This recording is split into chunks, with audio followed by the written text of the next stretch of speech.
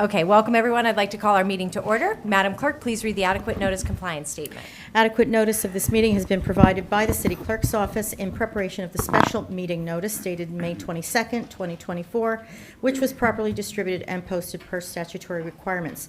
Please be advised that fire exits are to my right, your left, and at the back of the room. The city has a listening system to assist the hearing impaired. If anyone needs hearing assistance, please obtain the system at the dais and return it thereafter. Excellent, thank you. Roll call, please. Mr. Boyer. Here. Ms. Hamlet. Here. Mr. Miniger. Here. Mr. Pulaski. Here. Mr. Smallwood. Here. Mr. Vartan. Present. President Allen. Here. Okay, Pledge of Allegiance. I pledge allegiance to the flag of the United States of America and to the republic for which it stands, one nation, under God, indivisible, with liberty and justice for all. Okay. Madam Clerk, please read the explanatory note regarding hearings and comments. Please be advised that council meetings are broadcast live on Comcast Channel 36 and Verizon Channel 30 and rebroadcast on Thursdays and Saturdays on HTTV on Comcast 36 and Verizon 33. When invited to speak, please come to the lectern, clearly state your name and address, spell your last name, and speak into the podium microphone so that your comments can be understood by all and properly recorded. Whenever an audience or council member reads from a prepared statement, please give or email a copy to the City Clerk's office at cityclerk@cityofsummit.org. To help facilitate an orderly meeting and to permit all to be heard, speakers shall limit their comments to 3 minutes. Unless you are using an electronic device to follow the meeting agenda or need it for professional emergency contact purposes, please turn it off. Thank you. Thank you. Okay, so before we open the hearing, I would like Mayor Fagan to make a couple comments. Thank you. Thank you all for coming tonight. Your engagement on this topic is greatly appreciated. It's super important, so I'm really glad that you're here. I'm proud to be a part of this ongoing process. As I mentioned at the debate last September, an overlay zone is necessary to prepare these properties for sale. Interestingly, Mr. Naidu also mentioned that these properties must be sold during that same debate. For the past few years, the community has been discussing these properties, often asking, what are they worth, and expressing desires to achieve the highest and best use for them. To address these concerns, I put our planning professionals, our city planner, planning board attorney, and city administrator to the task. The proposed overlay zone is the result of their collaboration and diligent work. Tonight is the culmination of years of community feedback. We systematically exited the city from redevelopment by ending our relationship with the developers and removing the area in need of redevelopment designation. Now, we're focused on fulfilling our promise to the community, selling these properties through an open, transparent, and public bid process. This approach will enable us to achieve multiple goals. We'll receive immediate revenue, which will help defray some of the costs associated with the new firehouse. We'll generate ongoing revenue through ratables. We'll encourage development of affordable housing units and enhance our downtown area with open space. We're also encouraging development that aligns with the character and scale of our town. The overlay zone makes good planning sense per our professional planner. It maintains Summit's unique character and is consistent with our master plan, balancing the community's desires with existing precedents. I want to thank Tom Behrens and Joe Burgess for their excellent work. Tom worked diligently to create the overlay zone and gave an excellent presentation at its introduction. And Joe did a great job presenting it to the planning board. So thank you, gentlemen. Our planning board chair, who has served on the planning board and in various planning capacities in town for about 10 years, remarked that the board has been looking at this piece of land for years, and this overlay will allow us to get the best value out of the property. The planning board unanimously agreed that the overlay zone is not inconsistent, which, as my third grade English teacher taught me, double negatives means that it is consistent with our master plan. Establishing this overlay zone provides a framework for the future development of the site. It includes a public process with the introduction of the ordinance, which we've had, the planning board consistency review, this public hearing, and an appraisal of the property. The bid process will also be public, and any developer will need to go through a public review process with the planning or zoning board. I look forward to seeing the innovative proposals from our developers once we put these properties up for sale. I'm really looking forward to the process and to hearing the community feedback. Thank you. Thank you, Mayor. I am going to open the I'm going to have Madam Clerk read the ordinance for hearing, but I just want to say, on the heels of the mayor, I want to thank everybody for coming tonight. This is a very passionate topic, and so I know that it's an important night, a culmination of a couple years sitting in this room tonight. So I just want to thank you for coming and being present. And Madam Clerk, please read the ordinance for hearing. Ordinance number 24-3319, an ordinance of the City of Summit, County of Union, New Jersey, amending Chapter 35 Development Regulations by creating a new Morris Broad Crossroads Overlay Zone District. Councilwoman Hamlet? Thank you, Councilwoman Allen. At this time, I would like to introduce ordinance number 24-3319. But before I do that, Rosie, should I mention the Scribner errors right now, or should we do that later? I don't think it's necessary. Two small Scribner's Mr. errors we Jacoby, found in today. the planning board's resolution, there was an error on the reference to the date of the planning board meeting. So It's a Scribner's error. It has no impact whatsoever. Yeah. okay, and the ordinance number is incorrect, so we'll have to up, so there's two Scribner's errors. Scribner errors, they can be corrected. and Yeah. that would be fine. Okay, great. There was emails going back and forth all day, so I just want to make sure we're all set. Thank you, Council President. This is ordinance number 24-3319. I'd like to take an opportunity to introduce this ordinance for hearing. This is ordinance of the City of Summit, as the clerk just mentioned, City of Summit, County of Union, New Jersey, amending Chapter 35, Development Regulations by creating a new Morris Broad Crossroads Overlay Zone District. The purpose of this ordinance is to create overlay zoning framework as a development alternative to the underlying B Business Zone designation to remain for Block 2706, Lots 1, 2, 3, and 4, which include the city's firehouse site, Cedar Street office building, and Chestnut parking lot, in order to address a portion of the city's affordable housing obligation and, pursuant to the policy recommendations set forth in the city's master plan, accommodate several public purposes, including, but not limited to, the provision of residential development with a mandatory affordable housing set-aside, public parking adjacent to public uses and the downtown, usable open space, and accessibility for St. Teresa's Memorial Hall, a local historic landmark. The overlay zone is envisioned to be developed as a single, comprehensive, integrated site design. Whereas the City of Summit owns those parcels identified as Blocks 2706, Lots 1, 3, and 4 in the city tax records, which parcels include the city's Chestnut parking lot, former firehouse site, or soon to be, and Cedar Street office building respectively. And whereas the city anticipates the fire department will relocate to its newly constructed firehouse in the summer of 2024, rendering the existing firehouse site, Lot 3, vacant, which the city had planned to be developed for a new use. And whereas the city has determined the subject parcels to be underutilized in their current conditions, given their proximity to the Summit downtown, train station, and public amenities, and the imminent relocation of the fire department to its new firehouse. And whereas the city envisions the mixed use or residential development of tract in a manner that complements surrounding land uses, is consistent with the character of Summit's historic downtown, and intends to utilize this development opportunity to address a portion of its affordable housing obligations on this site through the provision of residential development with a mandatory affordable housing set-aside. And whereas the city also intends to accommodate several other public purposes on that site, but not limited to the provision of usable open green space, public parking adjacent to public uses and the downtown, and accessibility to St. Teresa's Memorial Hall, all of which are in accordance with the policies and objectives set forth in the City of Summit Master Plan.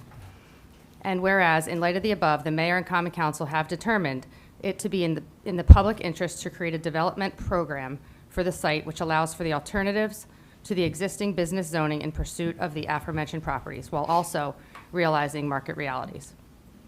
I would like an opportunity to introduce this for hearing. Second. Excellent, thank you. So the hearing is now open. Before I kick it off to public comment and to council comments, I'm going to first have Mr. Burgess speak to the overall process and explain the overlay ordinance.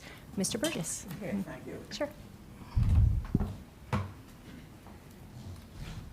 Good evening, everyone. I actually want to talk about two specific things here.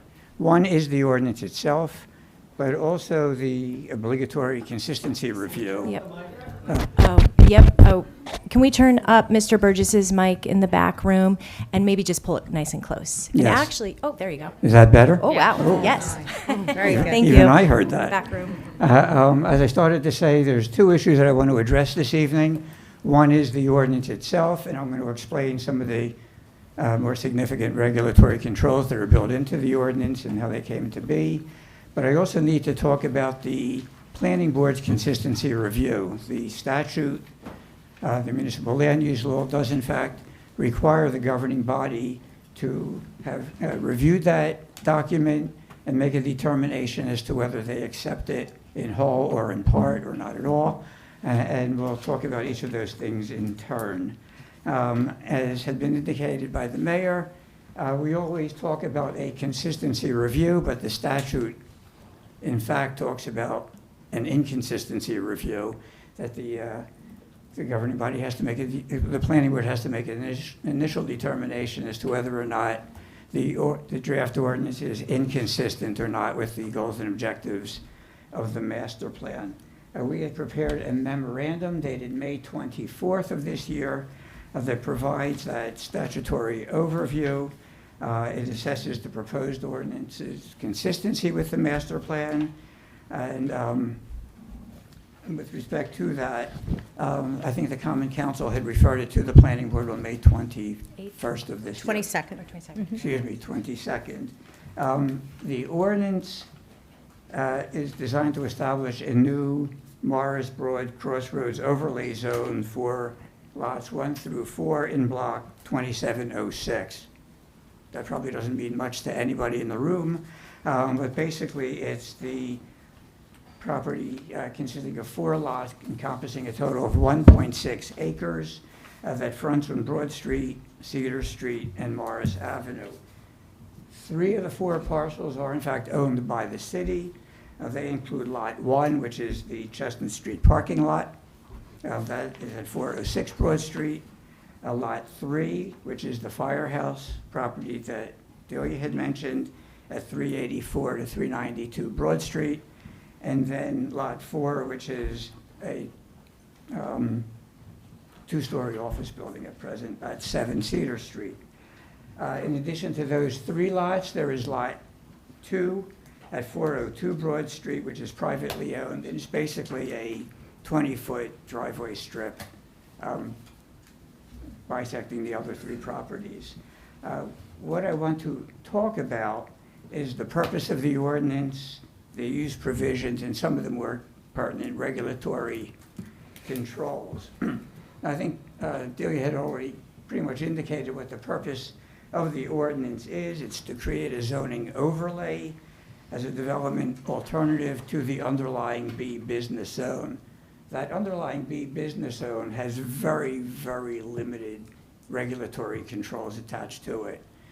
It doesn't have minimum lot area requirement. It doesn't have any front, side, or rear yard setback requirements, and it's missing a number of other provisions. In fact, there's only 3 regulatory controls in the area and bulk requirements that it does in fact include.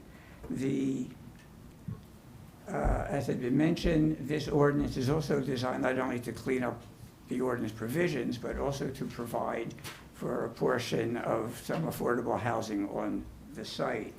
And it is also finally designed to address some of the very specific goals and objectives of the municipality's master plan. And those goals include, for example, encouraging inclusionary multifamily housing development, providing some public parking spaces, encouraging usable open space development on the site, and ensuring accessibility to the St. Teresa's Memorial Hall. And all of that is supposed to be done within the context of a single comprehensive integrated design encompassing all 4 of the lots that I had mentioned. Now, the ordinance itself identifies a number of permitted uses for the overlay zone. It includes multifamily residential development. It includes mixed-use residential development with at-grade retail with apartments above. It does limit the types of accessory uses associated with some of the development. For example, for the retail development, You're not allowed to have drive-through facilities, for example, or detached garages and sheds and the like. In addition to the mixed-use development, the ordinance also permits certain types of office uses, and it also permits townhouses, including stacked townhouse development. The regulatory controls are many, just to name a few of them. For the first time, there will be a minimum lot area requirement attached to this property. As I said earlier, the underlying business zone did not have any minimum area requirement. This ordinance requires a minimum of 1.5 acres to accommodate development.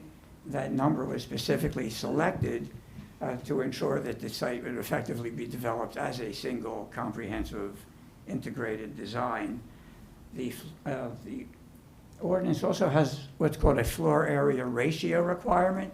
Floor area ratio is a ratio of floor space to total lot size.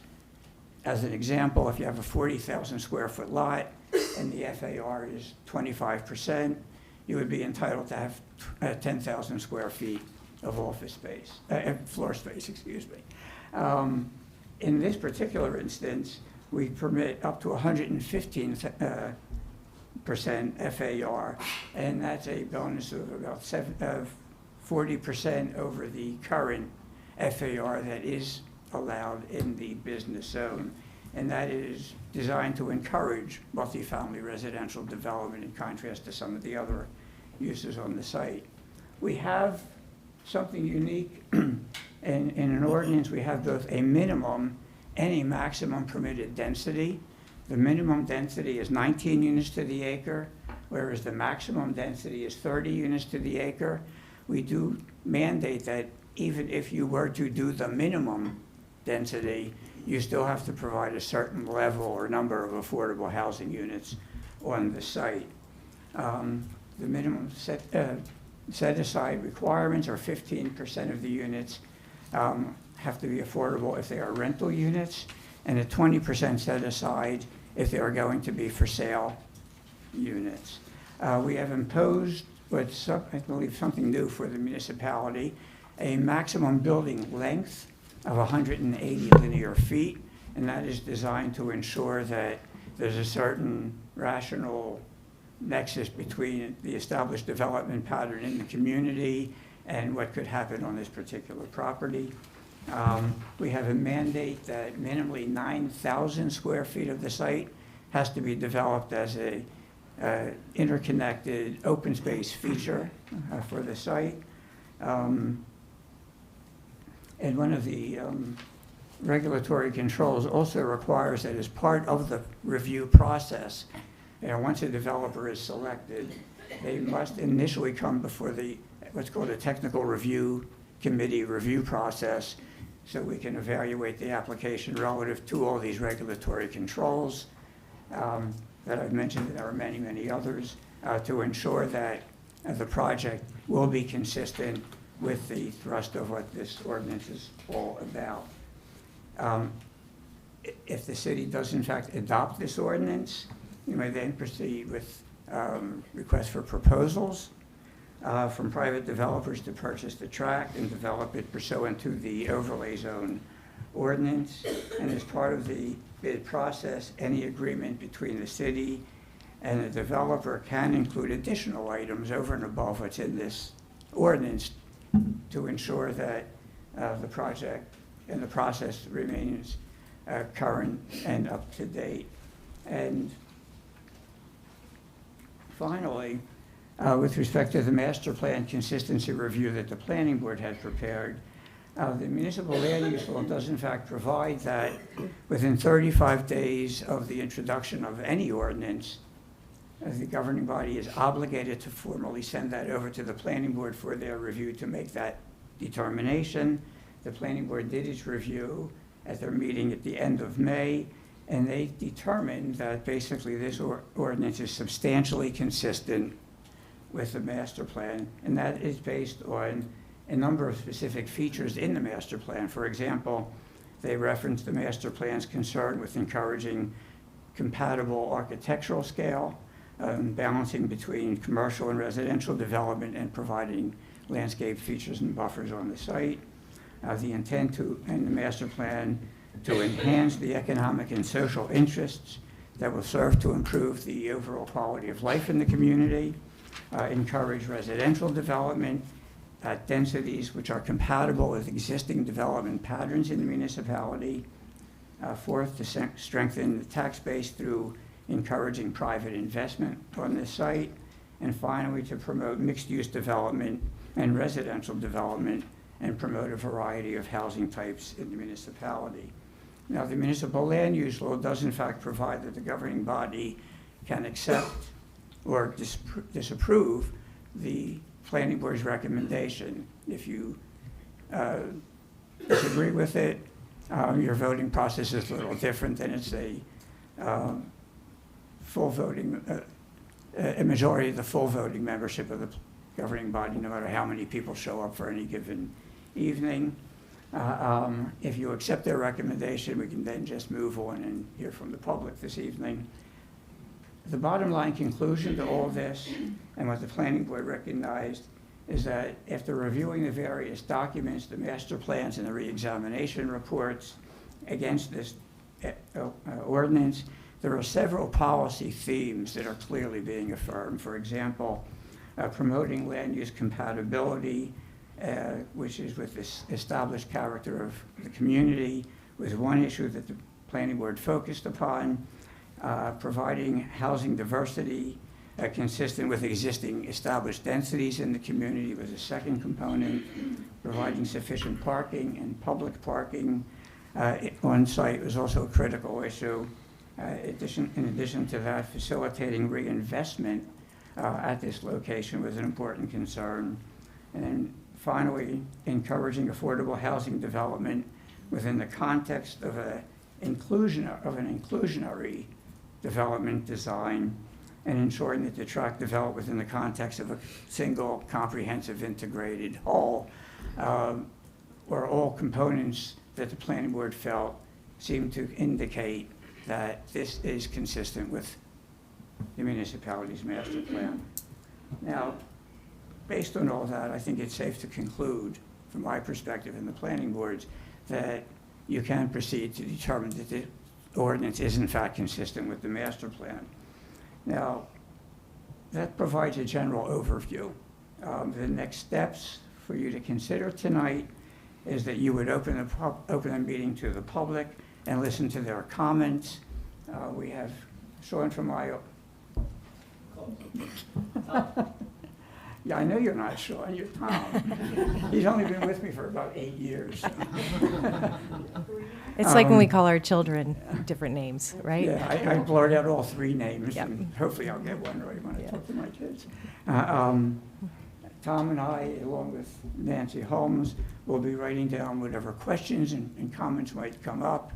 And then after you close the public portion, you will then be reviewing each and every one of those comments and questions before you make your final determination as to where you want to go with this ordinance. So with that, I would suggest you follow that procedure. Okay, thank you, Mr. Burgess. Okay. So just to reiterate that, I'm actually going to just see if the council has any quick comments, some brief comments before we go to the public.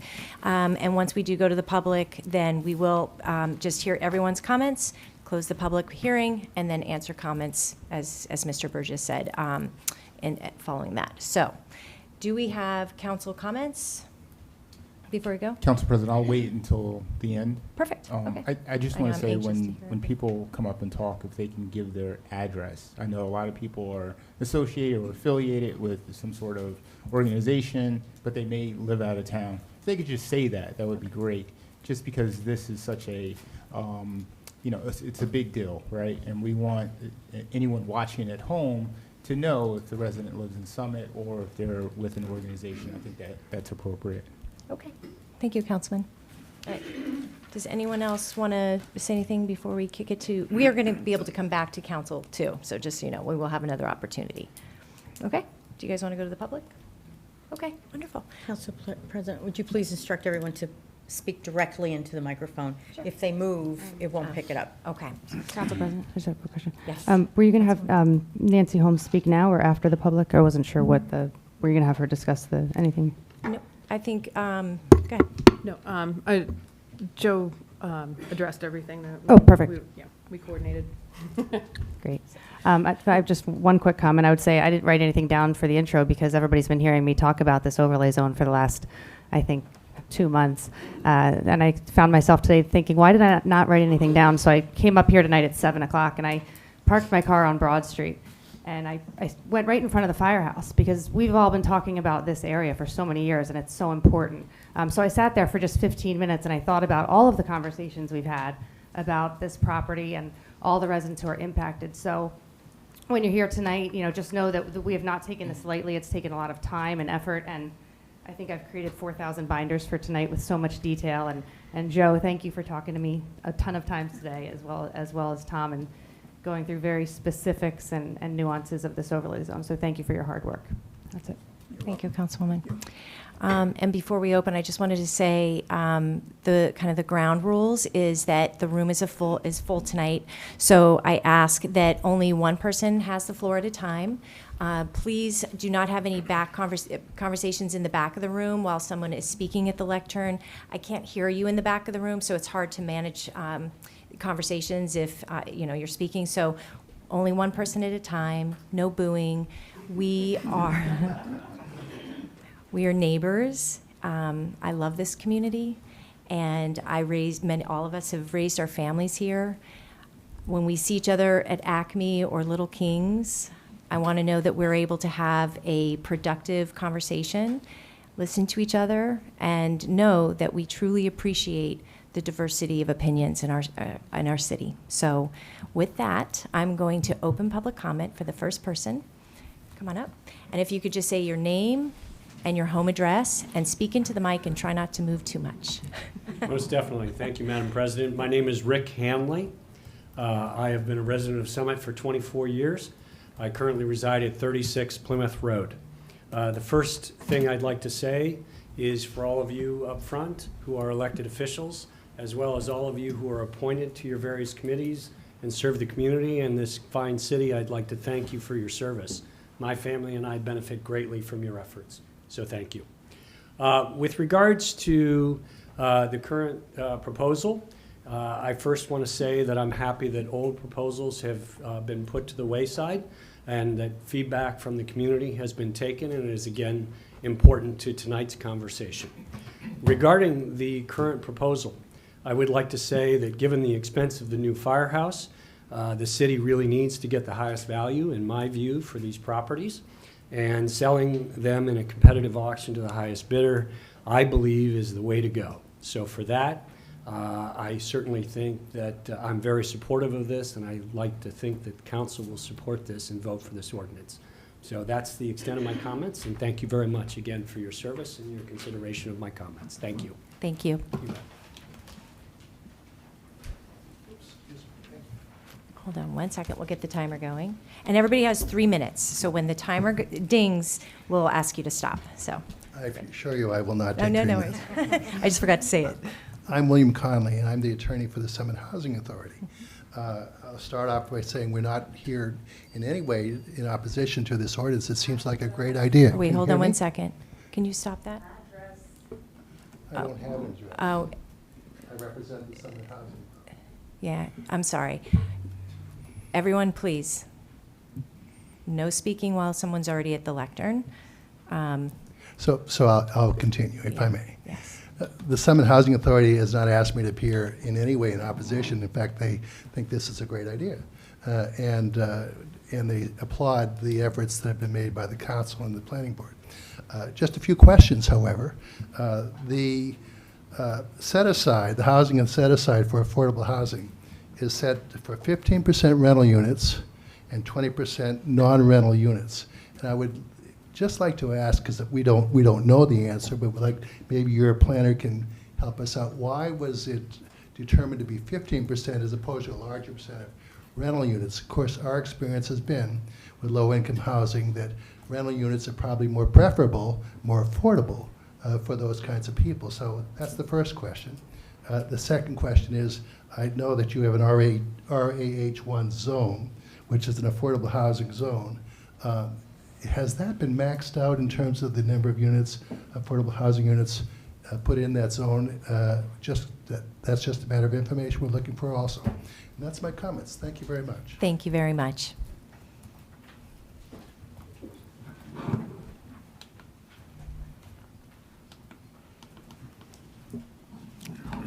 Wait, hold on 1 second. Wait till we're good. Okay, name and home address. Yes, Mayor Fagan, President Allen, members of the council. My name is Wim Sweldens. That's Sweldens. I live on 1 Euclid Avenue, apartment 5F, right here in town. And I first moved to Summit in 1995, and I've been a member of the larger community for almost 30 years. I am here to speak on my own behalf. I mean, I am a member of the Unitarian Beacon congregation in town. I'm also a member of the Warm Hearts volunteer program that manages and helps the unhoused people in our town. Professionally, I am a tech entrepreneur and innovator, and I want to make clear that I'm here to argue in favor of affordable housing, but not on my own behalf. But in a way, I am here on my own behalf. I am here on behalf of many of my friends in town. And I'd like to think I'm here on behalf of all of us. I like this room a lot. It is very special to me. I was married in this room 30 years ago by the then mayor of Summit. In this room, we all make the decisions that determine the community we live in. I like to believe we make those decisions based on the values that we have as a community, that several of the speakers have already mentioned. We like to live in a community driven by safety, driven by responsibility, driven by civil conduct. But we also like to live in a community that has values of compassion and values of diversity and inclusion. I'm speaking on behalf of some of my friends. Some of them are unhoused and would like to have a roof over their head. I've gotten to know many of them on a first-name basis. And I'll admit, before volunteering, I was the one who walked in a wide circle around them. I have other friends here. Many of them are your waiters or your dog walkers. They are worried they can no longer afford to live in this town. I would like them to stay, and I think you would like them to stay. Some of them are retired, ride their bike around town every day like I do. I would like them to stay. I think we all benefit if they would stay. I ask each of you in this proposal to vote your conscience and to not necessarily look at only the economic impact. Thank you. Thank you.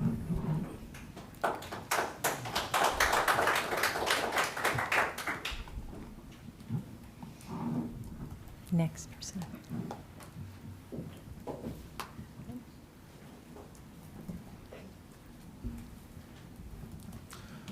Blake Scalette. I live at 105 New England Avenue.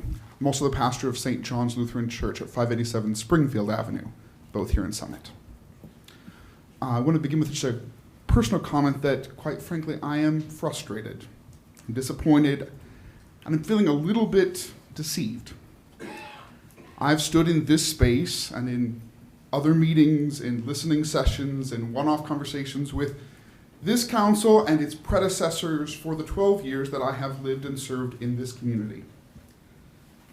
Only a few weeks ago, or I guess it was a couple months ago, Councilor Allen, I stood here after you said 3 times, I support affordable housing.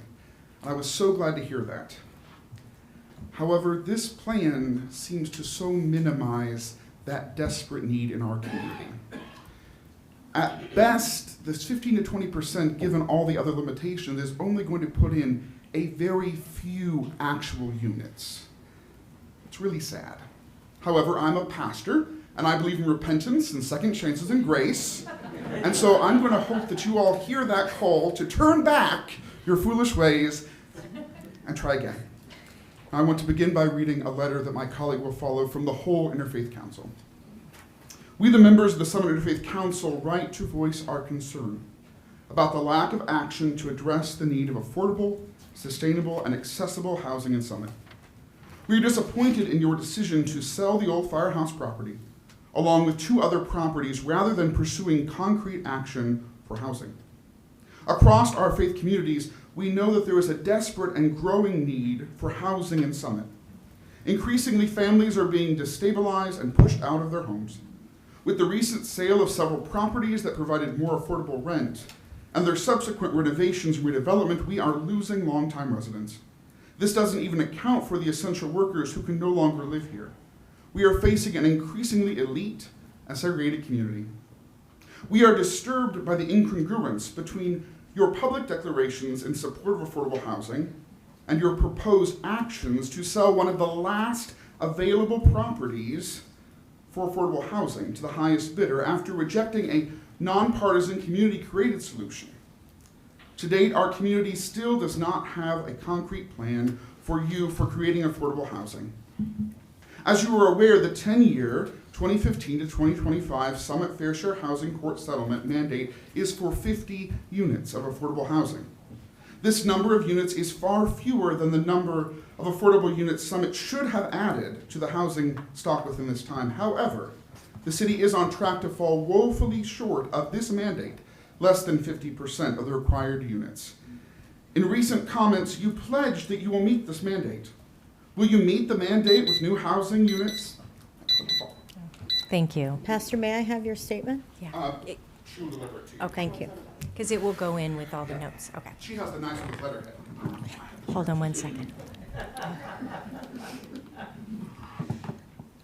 Good evening, council members. I will complete the letter in a moment. I'm Reverend Dr. Robin Tanner, president of the Summit Interfaith Council, also a member of the lead ministry team at Beacon Unitarian Universalist Congregation. I do not live in Summit because 8 years ago when my wife and I moved to New Jersey from North Carolina, we were unable to find a home that we could afford here. So I pick up where Pastor Blake left off. Will we meet the mandate with new housing units that make good on your commitment to affordable housing in our city? Or do you plan to meet the mandate with reclassification of existing housing? Soon, the City of Summit will be under new requirements by state law to create more affordable housing. If you sell this property, then how do you plan to meet any new requirements? The past few decades have shown us that inclusion of affordable housing into larger development is an impractical method that further increases development while abandoning the need for affordable housing. If this last remaining property is sold and gone, then will you falsely plead with the courts that there is simply no land in Summit to build housing? If you pursue this action now, what litigation and other costs will be levied against the residents of Summit?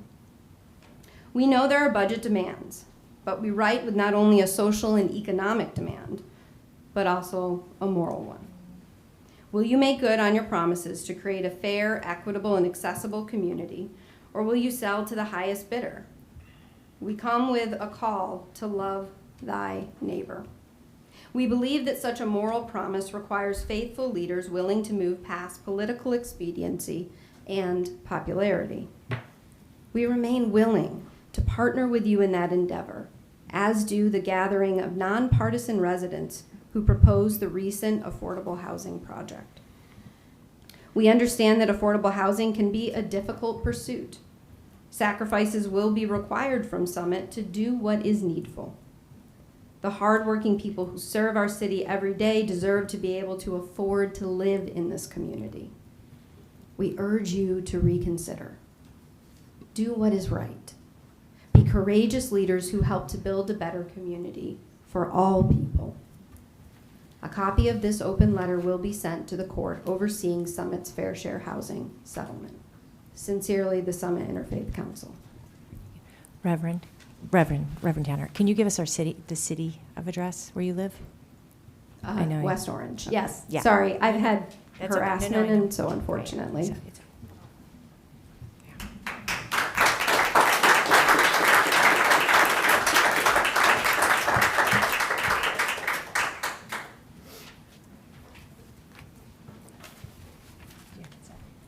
Good evening. Oh, wait, hold on one second, Jean. Once you have your full time. Okay. Hold on. Okay. Good evening. My name is Jean Crichton. I live at 173 Summit Avenue in Summit, and I'm a member of At Home in Summit, which wanted to build a 42-unit, 4-story apartment house for affordable housing. I'm very troubled by the proposal to sell the firehouse and 7th Cedar Street properties immediately. Common Council should act prudently and hold these properties off the market until the city has evaluated and planned for its Round 4 10-year affordable housing obligation, which will begin a year from now. Under revisions to New Jersey's Fair Housing Act, the city will soon be required to develop a new fair share affordable housing plan, which will be incorporated into the city's master plan. The firehouse and Cedar Street properties are essential to a sound, doable fair share plan. The city's affordable housing attorneys forecast a Round 4 obligation of building 80 to 100 new affordable units. The city should wait until the fair share plan is developed before selling the property.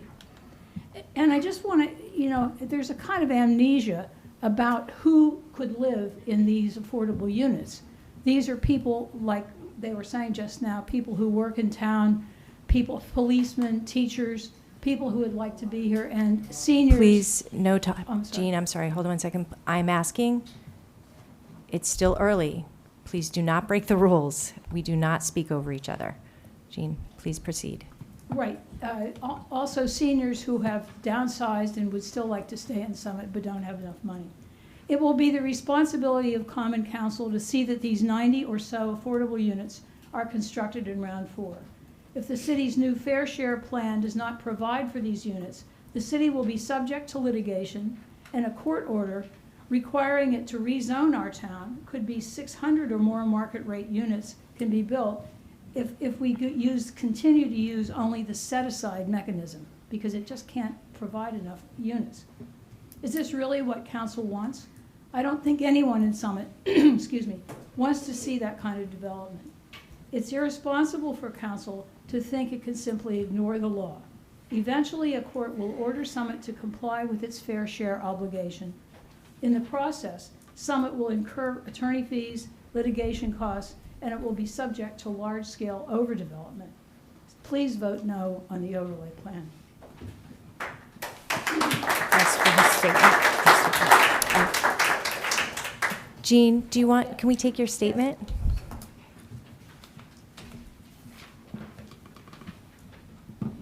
Thank you. Okay, thank you. Hold on one second, just make sure this is working. Okay, we're good. All right. Name and address, please. Hi, I'm Mike McTiernan. I'm at 11 Blackburn Road in Summit. I want to thank all you guys up here for all your hard work on all this. I know this has been a long, strenuous process. I was actually going to talk about the specific ordinance, but this seems to have morphed into an affordable housing conversation. And I get it. It's part of the thing, and it's what everyone wants to talk about here. It's difficult to sit in the audience, though, and continue to hear this term called mandate. There is no 50-unit mandate. I was on council when we negotiated the affordable housing agreement. It's a 50-unit best effort goal. So please, I wish the rhetoric would actually talk about it the way it's supposed to be talked about. The part of that agreement as well, Fair Share Housing and the courts determined that Summit is a built-out city. That's what they said. So that's just a fact. So when affordable housing development is, or when builders come in, the entire town has been an overlay zone for this 15 or 20%. So when any development happens in our town, there is an affordable housing set aside. developers could come in today and buy a block on Springfield Avenue and build affordable housing if they would like to. They don't because it's not economic. All these proposals are talking about affordability in Summit. You guys have a tough job because you have to balance affordability for everyone who lives here, which means paying property taxes. You guys just passed a budget where people were complaining about a 0.2% increase or 2% increase on their taxes. It's because everyone is feeling the pinch. And none of this is free. So when you decide you're going to subsidize affordable housing by just allowing a developer to do this and get $2 million for the lot, you're asking everyone else to chip in already a very expensive town. And people are always leaving because the taxes are high anyway. So you guys have a difficult job, and I applaud you for it. The best way to do this is to sell it at the market level. The set-asides are the way they are, and there will be affordable housing. And I applaud you for actually putting in a minimum amount of affordable housing. Again, I know you're not blind to this problem. Everybody sees it, but you have to balance the affordability for everyone, not just some people that may move into Summit. So I thank you for doing that. Thank you. Mike, can we have your statement? There wasn't a statement. Okay. Okay. I saw him, he didn't have paper.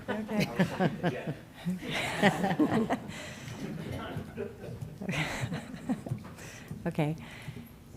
Anyone else would like to come up and speak? And then you. Jacqueline LaSaracina. I live at 105 Witchford Road here in Summit. I'm here in support of the At Home in Summit proposal. This may be a controversial point in this room. I don't think government is the answer to every problem. I don't. That's part of what I love about the At Home proposal.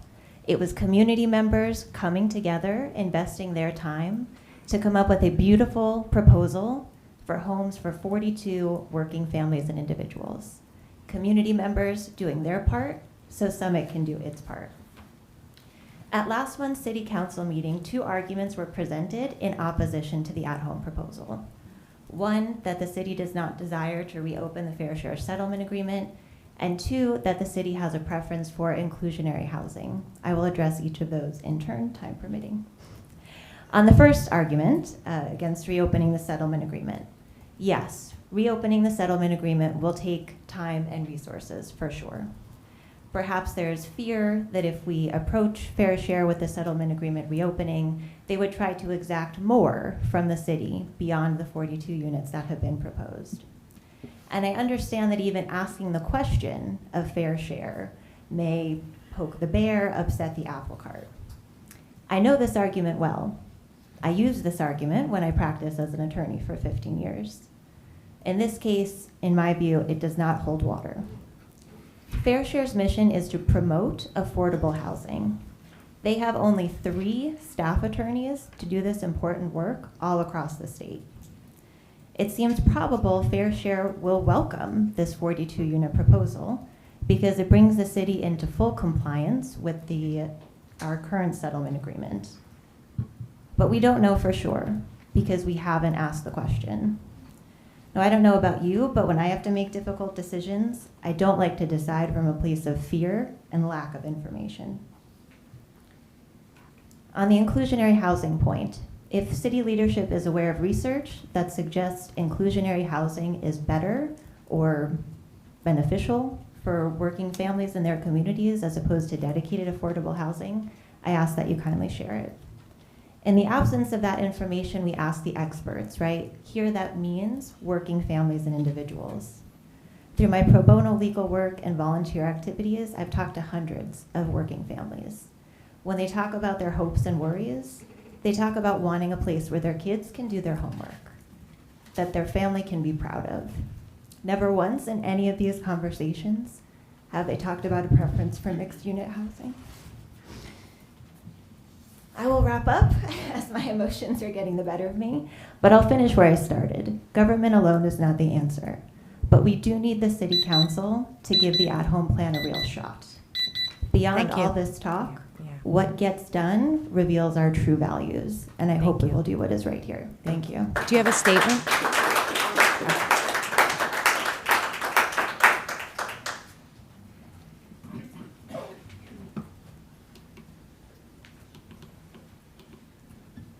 Good evening. I'm Jay Brinkerhoff. I live at 12 Westminster Road. Jay, just bring the microphone a little closer.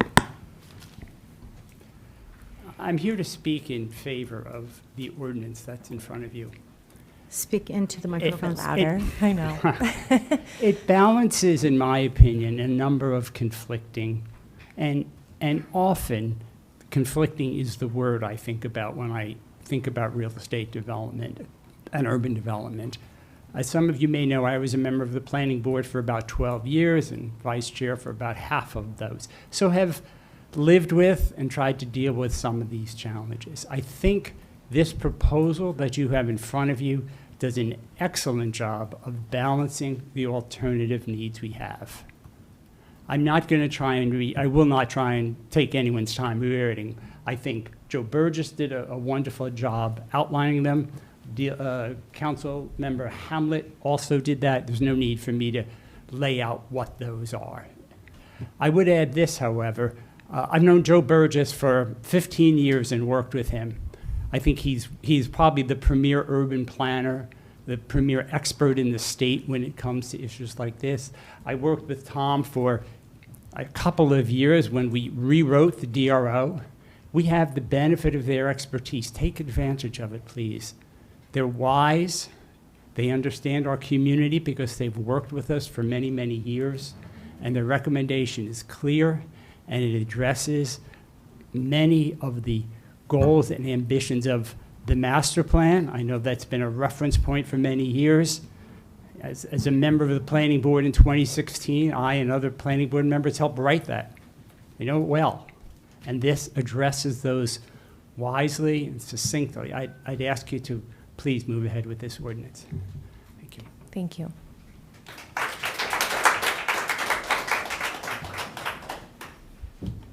Hold on one second.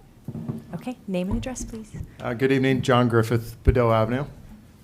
So I wanted to just make some comments about the ordinance quickly, but before I did that, President Allen, I wanted to compliment you on your very pleasant demeanor, and I also wanted to compliment the entire council on your collegial interaction, as far as we can tell here. But with respect to the ordinance, I'm strongly in favor of passing it, and it's for two simple reasons. One is it maximizes value for the property, which I think we desperately need in this town right now. And number two, as the gentleman who was just speaking said, it accomplishes our goals related to the master plan, which I think most people are in agreement that those are important and lofty goals that were set out for a reason. So that's why I support the ordinance. Thanks. Thank you.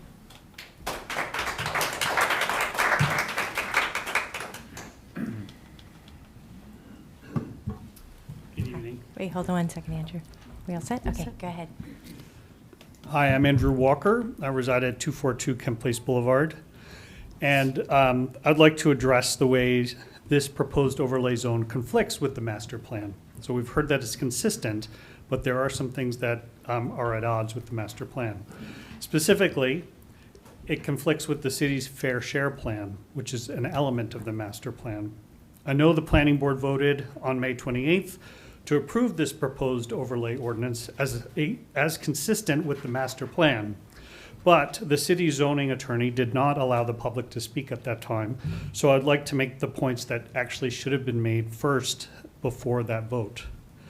Summit's fair share plan, approved by this council and the planning board in 2018, incorporates word for word the terms of the city's 2016 settlement agreement with the Fair Share Housing Center. This agreement was entered as an order by the New Jersey Superior Court, obligates the city to take, and I quote, all reasonable steps, not best efforts, needed to achieve the goal of facilitating the construction of 50 new rental or ownership affordable housing units in 100% scattered site affordable developments by June 2025. The Fair Share Plan element of the master plan explicitly states that the plan sets forth the manner in which the City of Summit addresses its constitutional obligation, that's a word in the plan, to provide for affordable housing. So this plan, the ordinance is not consistent with the plan. Additionally, 2016 revisions to the master plan explicitly validated the goal, stating the city should continue to move aggressively forward with implementing the Fair Share Plan. With a year remaining under the settlement agreement, only 16 affordable units have been built since 2016. There are another 7 in the pipeline, but this will bring the total number of affordable units in round 3 to 23. That is, we've heard already, less than half of our goal. That's 27 short of the number called for in Summit's master plan. The city has no plans to deliver the 27 units in the coming year, and it is out of compliance with both the master plan and the settlement agreement with Fair Share. As others have said, and I've said before you previously, inclusionary affordable set-asides in market rate developments will never generate anywhere near the number of affordable units needed in Summit. It's a short-change compromise. The creation of this overlay zone and the imminent sale of the properties will make it impossible for the city to meet its 50-unit goal. And as is stated in the master plan, its constitutional obligation to provide for affordable housing. There's no other land to build on. So I'll wrap it up and just say, I urge you to vote no on the overlay zone ordinance. Thank you. Thank you, Mr. Walker.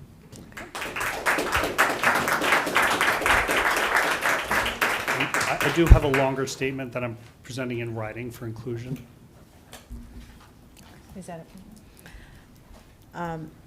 If this is not the version that you're giving me, I should only have the version that you were reading from. I thought people previously submitted things for the record. No, only what, During the COVID. statement that they read. Maybe they didn't finish it, but it was the only statement they read. Yeah, it's okay. I mean, you can always send us a follow-up email so that we have it. I'll do Yeah, that. and we can certainly circulate it amongst the council, but this is for the public records. Thank you. Thank you. All right, thank you. Okay.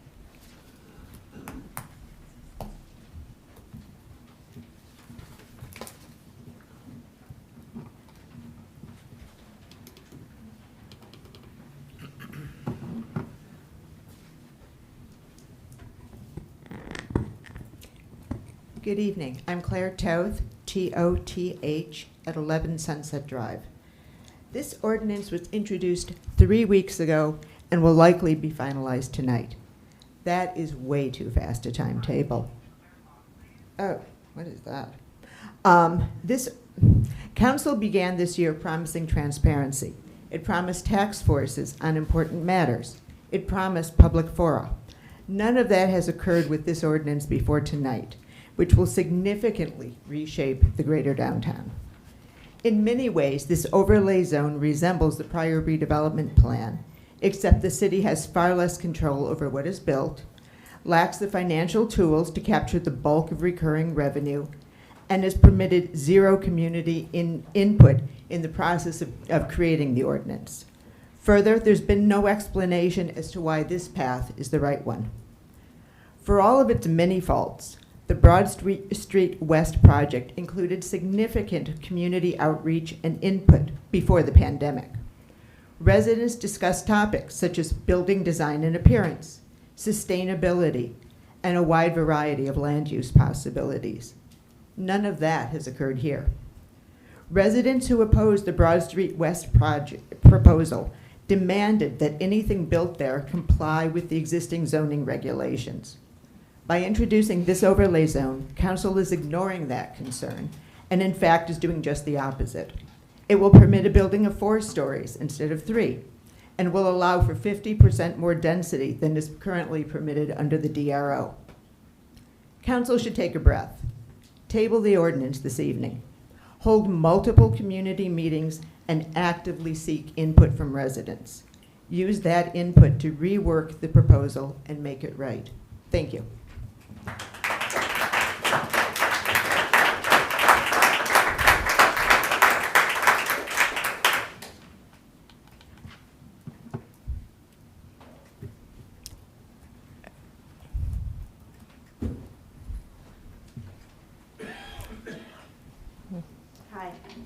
Allison Chifo, 34 Laurel Avenue in Summit.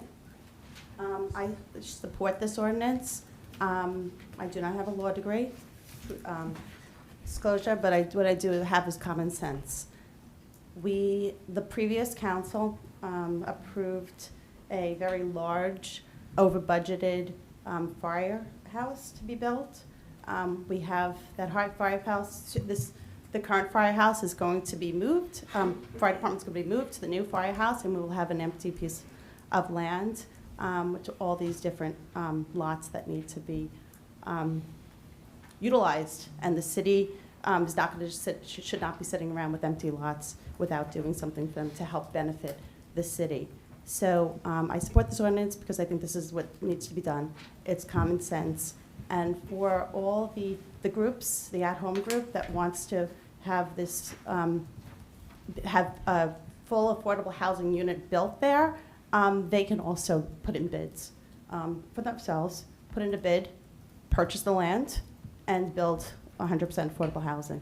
So that's just common sense. Thank you.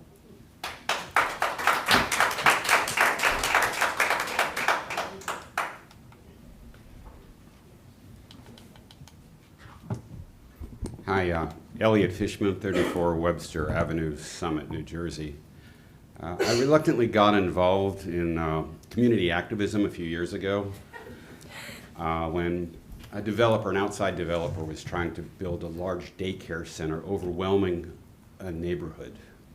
And then I got roped into being co-chair of that committee, which kind of grew and grew and grew, and I got to know all my neighbors for many blocks around. Ultimately, it was 200 households, 400 community members. So I got to know my neighbors. And I think I got to know the silent majority in this town, people who typically do not come to council meetings. But they did come to that planning board meeting. And I think we had a record number of people on the planning board. There was something close to 200 people on the call at the final vote. And the planning board did the right thing. They voted that the developer's proposal down. So I've become acquainted with the planning process, the DRO, the master plan.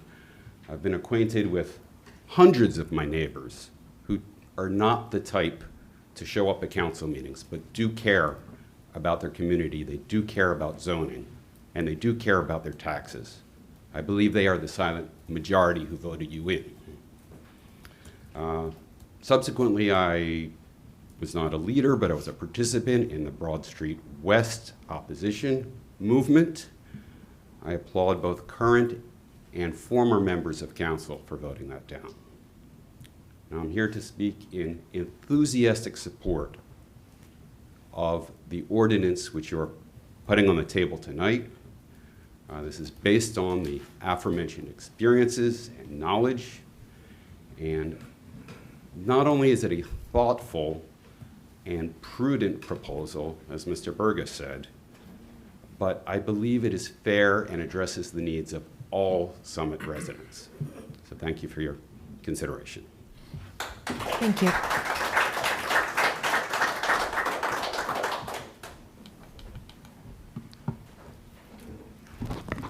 Okay. Vicki Letterman, 52 Clark Street. Street address, sorry, what was the street address? Street address. 52 Clark. Okay. So many thoughts in my head. First, I would like to correct that other woman. This has been repeatedly said that affordable housing is done by a lottery. Summit has no say in who will live there. It is not for Summit residents. It's not for police officers or teachers or anyone else. It's a lottery. Correct? Okay. Unfortunately, I think we'd all love to house the people who already live in Summit. Second, the previous council whiplashed, removed the area in need of redevelopment designation for this property. The Cedar Street lot was, in my understanding, I'm sure someone from the previous council can correct me if I'm wrong, was purchased in order to increase the value of the entire piece so it could be sold to pay for or help pay for the over-the-budget firehouse help lower our taxes, or at least help with city costs. The previous council, majority Democrat, specifically set up this property to be sold for maximum value. That was their goal, and I support that. I'm a firm believer in affordable housing as well. I am not a firm believer. I think it is bad for people living in affordable housing to be segregated and isolated in a 100% building. They need to be integrated into the community, to be a part of the community, to be neighbors with other people. What I hear going on tonight is this black and white, one way or the other. Either it's this overlay zone, which I think makes total sense, or it's at home in Summit. Nothing else, nothing else. That's not true. There are other properties in town. They might be smaller, that can be developed. A portion goes to affordable housing. Real affordable housing, in my opinion, belongs on the Red Cross property.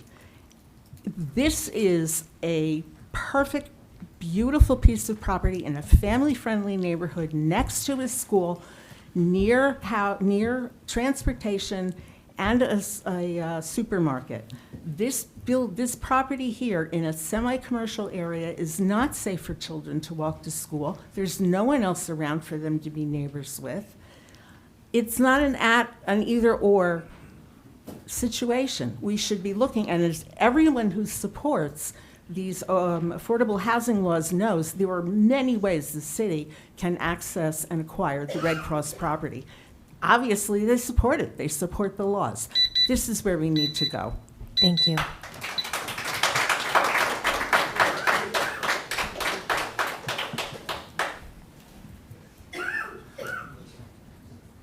Okay.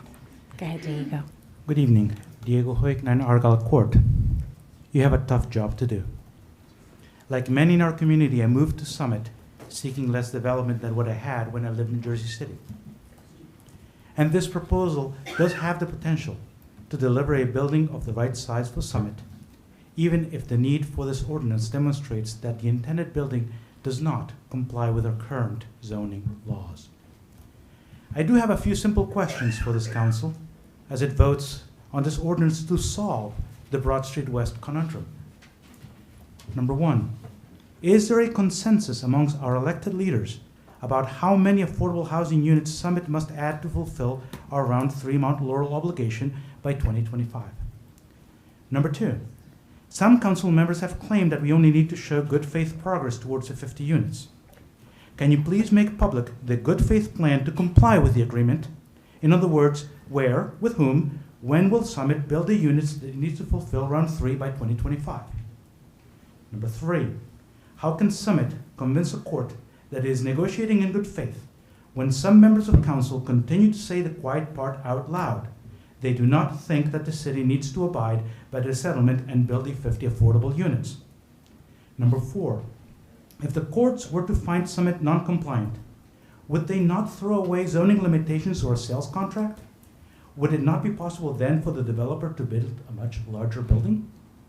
Number five, relatedly, how do we ensure that the eventual buyer builds instead of sitting on the property, waiting for the courts to allow them to build a bigger building after finding us not compliant with our obligation? Number six, how does Summit ensure that the city does not lose any more public parking? Number seven, what feedback has the owner of the sliver of land that is non-city owned given on this initiative? And number eight, isn't the city debt today $6 million lower than after the firehouse was bonded? In my life, I have often found that it's better to go slow in order to go fast. If you were to make a mistake tonight, our community could pay for it for generations. Please think before you vote. This vote could be your legacy. Thank you.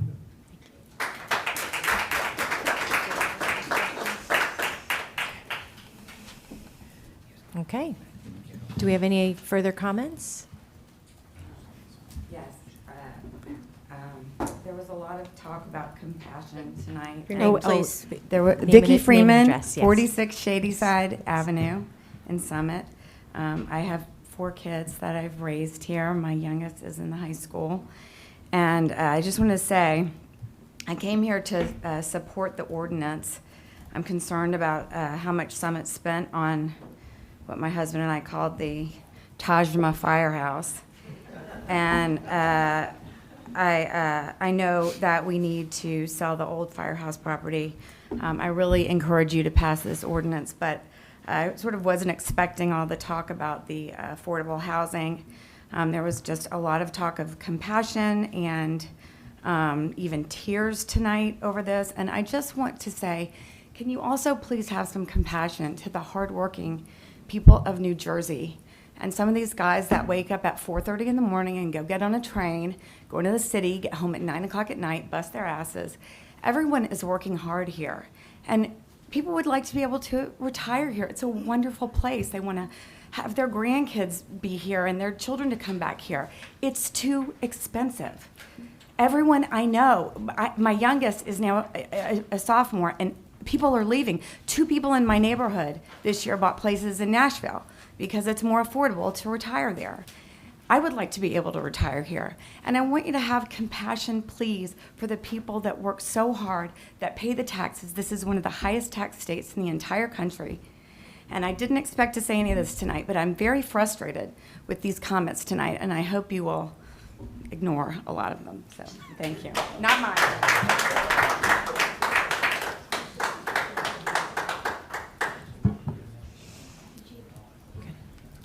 Hi, Francie Cho, 27 Beekman Terrace. I just want to say I was kind of taken aback by this whole proposal. I think it's gone way too fast. I only read it tonight, right before I came here, and the numbers are not working out. With the redevelopment zone, you guys were getting a lot more, the town, was getting a lot more money in taxes. We were going to get 95% in taxes, I think, instead of the 30% you'll be getting going forward. I haven't seen any numbers that show what you expect to get it. I think the numbers were way better with the Broad Street West development. I also think, as I said before, when we had the Broad Street West proposal, that I think we have a legal and a moral obligation to provide more affordable housing. I'd like to echo everything that the Summit Interfaith Council said. So I strongly think that you should vote no. I think this has been rushed. One of the things that many people on this dais ran on was that they wanted more transparency. And you guys everybody was up in arms that they hated Broad Street West. If you look at the numbers, you were getting way more in taxes, and you're going to get the $8 million for the sale. I suspect that if you sell this property as you propose, you're going to get way less, and taxes will be the income will be much less because it's not a redevelopment zone, and you're not going to have any control over it once you've sold it. So I would encourage you to vote no. Thank you.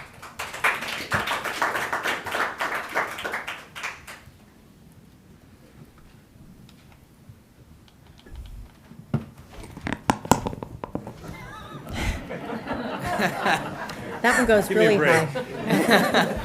Thank you, Council President. Can everybody hear me now? Name Mayor and council members. Danny, name and address. Danny O'Sullivan, 33 Crescent Avenue. By passing this ordinance tonight, you will be ceding control of this property to the buyer. I know there are stipulations in the ordinance, but you can't control what the building will look like, the quality of the materials used, and the timeline of the build, among other things. We've seen some buildings languish in disrepair for years, specifically the Boston Consulting Group property at 466 Springfield Avenue and 1 DeForest Avenue.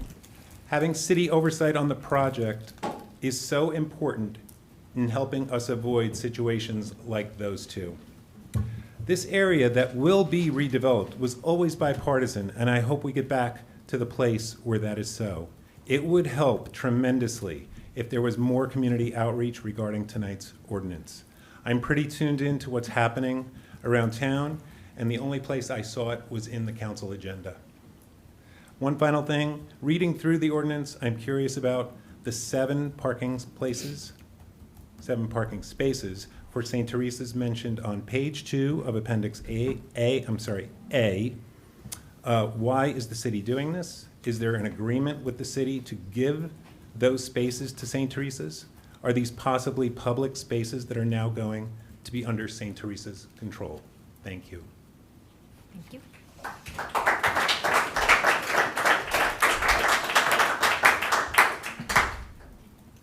Okay.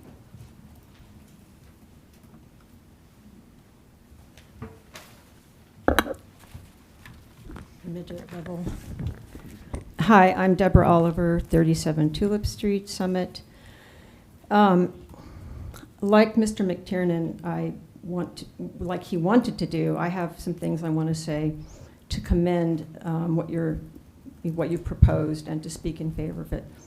But I also want to digress onto affordable housing because it seems to be of the moment. First, I want to commend this council for taking this important first step towards private development, which is to say the improvement of these properties located at the crossroads of town, which have literally been in the public eye for development and discussion in this community for more than a decade. I don't know where some of you have been for the last 2 years, but there's been lots of community input about what to do with this property. So for people to say this is new, I haven't heard, I don't know. It's been all over town. Everybody knows about it. Secondly, I want to commend this council and Burgess Associates for creating zoning that truly strikes a balance between the competing needs of the site and our town generally. There are many interests to be balanced, not just affordable housing, but other public interests. And with this overlay, affordable housing must be provided. Public parking must be provided. Usable green space, which keeps our suburban feel, and a view shed along Broad Street towards St. Teresa Memorial Hall, a local historic landmark, must be provided, and more. But best of all, in my opinion, is that the zoning parameters, the guidelines that it sets for private development, have a hometown feel to them, a summit-sized and summit-scaled feel. The heights, the densities, the coverages, the setbacks, these will preserve the suburban town character of Summit.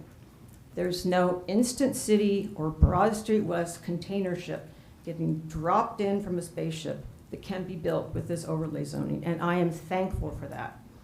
I look forward to this ordinance being passed. So just a couple words on inclusionary housing. As a trained architect with experience in urban planning, I have been taught my entire career that inclusionary housing is the best type of urban design approach. Both our master plan and our settlement agreement specifically mention inclusionary housing and not 100% affordable housing.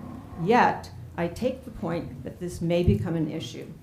So what I suggest is that people put their creative caps on, and instead of insisting that this crossroads location is the only location, that other ideas be thought about.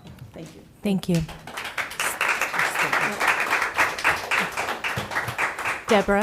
Deborah, do you want to give us your statement? I'll have to email it. Okay, no worries. Okay. Are there any other public comments? Hi, I'm the Reverend Julie Yarborough. I'm a pastor at Christ Church in Summit. I live in Chatham. I'm a member of the Summit Interfaith Council. Members of the Common Council have made arguments in opposition to the proposal from Summit Affordable Housing Corporation as a justification for proceeding with this ordinance that will completely eliminate that option. Let's go over several of these arguments.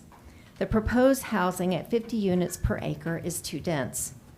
Not true. If the Common Council is committed to creating affordable housing, it must recognize that such housing is built to a higher density for the specific reason that affordable housing and density simply go together. Multifamily housing, often denser than the surrounding housing, is at the core of the Mount Laurel housing rules that the Common Council is mandated to follow. In fact, any decision to exclude such housing on the basis of density is a direct violation of the Mount Laurel Doctrine, protected by the Constitution of the State of New Jersey. The affordable housing that has been proposed for the 0.8-acre firehouse site will comfortably accommodate the working families who will live there, and the building size and height will blend well with the surroundings. The rest of the Broad Street area should be zoned at 30 units per acre to achieve the optimal overall balance. Second argument, residents of the proposed housing for the firehouse site will feel isolated, and such housing is not sufficiently inclusionary. Ideally, all affordable units would be located in buildings with a mix of market rate and affordable units, but there is simply not enough land in Summit to achieve that result under any reasonable timetable. For the past 40 years, public policy has endorsed the location of affordable housing projects in communities using the exact approach that has been proposed for the firehouse site. The results have been excellent. Such projects, of which there are several hundred just in the New Jersey area alone, have shown superior financial results with virtually no defaults or foreclosures. Surveys of tenant satisfaction have been completed, and for projects located in affluent communities close to schools, jobs, and transit, the measured levels of tenant satisfaction have been very high. And lastly, Summit needs to make a profit from the Broad Street land for budgetary reasons. We must sell to the highest bidder proposing high-end luxury housing. There is no doubt that high-end luxury housing generates profits, and by contrast, affordable housing operates just above break-even. This is why the state and the New Jersey Supreme Court have ruled for the past 50 years that affordable housing is a beneficial use, not unlike a park, a college, or a public safety facility. It is not up to the private sector to provide such facilities. It is, however, the responsibility of the public sector. Summit could get more money selling this land to the highest bidder, but this does not mean it is sound public policy to do so. Further, the proposed firehouse site housing can be efficiently funded based on its location near quality schools, jobs, and transit by the state of New Jersey. Thank you. And the city of. Thank you. No, you can leave it in, as long as it's safe. Thank you. Hold on one second, Amy. Hold on.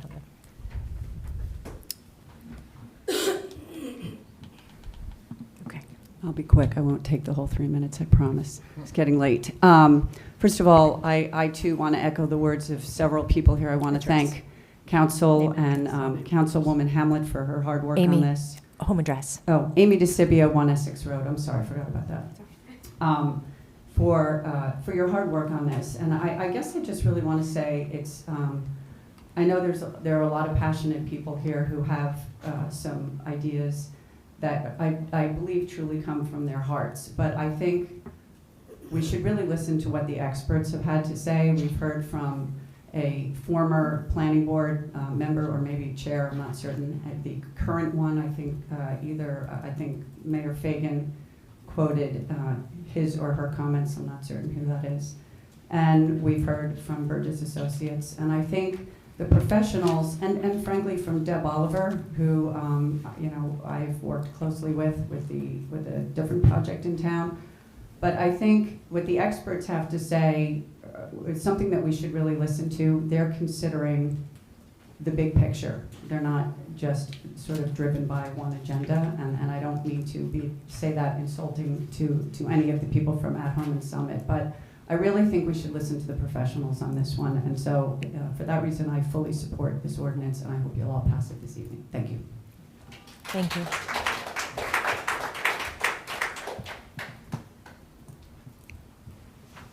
Hi. Name and address. Stacy Allen, Okay. on Plymouth Road. Thank you all for everything you've done to make this ordinance come to the floor here. I just want to say that I've lived in Summit for 24 years. I chose Summit because of its aesthetic beauty. That is one of the main reasons I think we all like this town. I only got involved in community council meetings. I'm sorry to everybody before that, but I never came to council meetings until we had the threat of Broad Street West. I was shocked that our town would build something that was not in keeping with the size and scope of our downtown, and I felt very strongly against that project. So I think this new overlay zone is a nice compromise, is a good way to have what the town needs and keep with the look of the town and the character of the town. I think the value that all of us have in our homes, and even if we rent here, it's about what we enjoy in Summit, what we like to look at. We cannot ruin that in Summit. It'll devalue everybody's life here in town. So I hope you all vote to approve this ordinance. Thank you.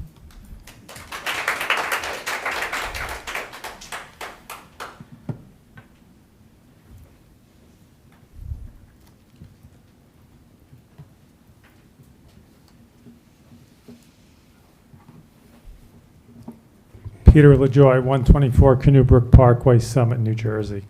First of all, I've always learned to not ask a question if I didn't know the answer in a public forum.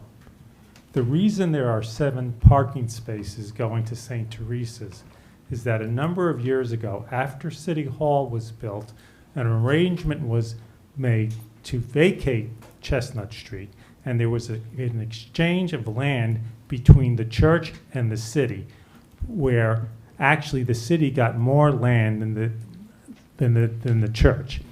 Part and parcel of that was there was an agreement that the church retain its parking spaces and its loading dock. That was done by resolution, and it was, I believe, done by ordinance, and there's paperwork to support this. So this is not some gift, and before we start talking about things and creating fears, we should really understand what's happening. I think the settlement agreement, and I have to get back to it, I've read this before, and I'm going to read it again. Summit shall not be required to facilitate construction of a single 50-unit all-affordable development and agree to the maximum extent possible to rely on nonprofit developers to develop the 50 units of affordable housing. To suggest that the at-home project is a private activity is false. It's substantially funded with public money. And on top of that, in addition to that, if it falls short of funding, the city of Summit is going to have to issue bonds which the taxpayers are going to have to pay to cover the excess. And I'm sure there'll be overruns like there are in any projects. I was very intrigued by the idea of building this building on the Red Cross property. That was a nonprofit piece of property, and I think there's plenty of land there.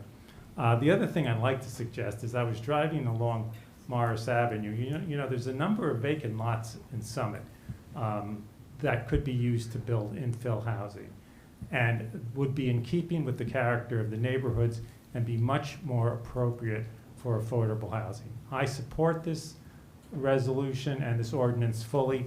I think that Burgess Associates has done an extremely professional job, having worked with planners on projects for many years, and I commend them and the council for your work.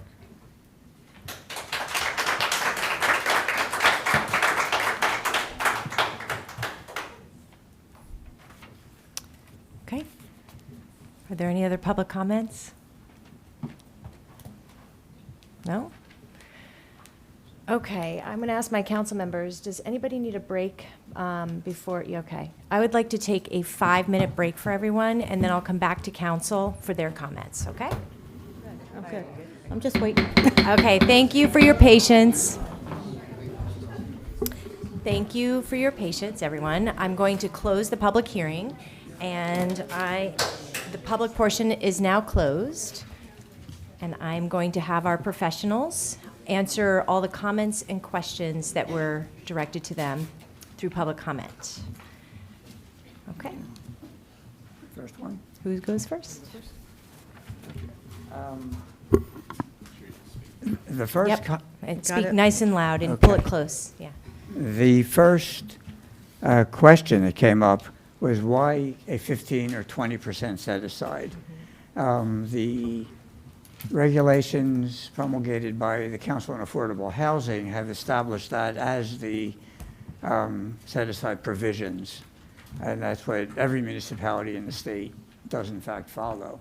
So that's dictated to all municipalities by that state statute. Okay. There was a question regarding, and I think it was the RAH1 zone. You want to? There's a question. I'm actually going to ask you guys to pause for 1 second. I'm going to get I'm going to get the microphone. It's all right. They're going to get it. Yeah. And just Matt will get it. Fight before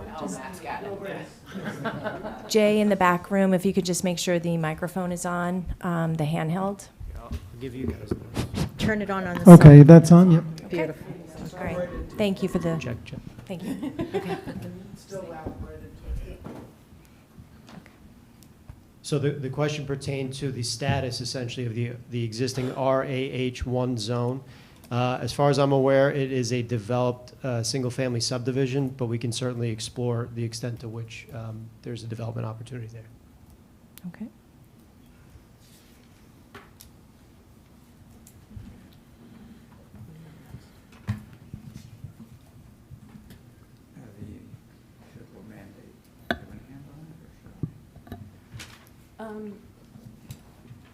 There's been, Microphone. oh, sorry, excuse me.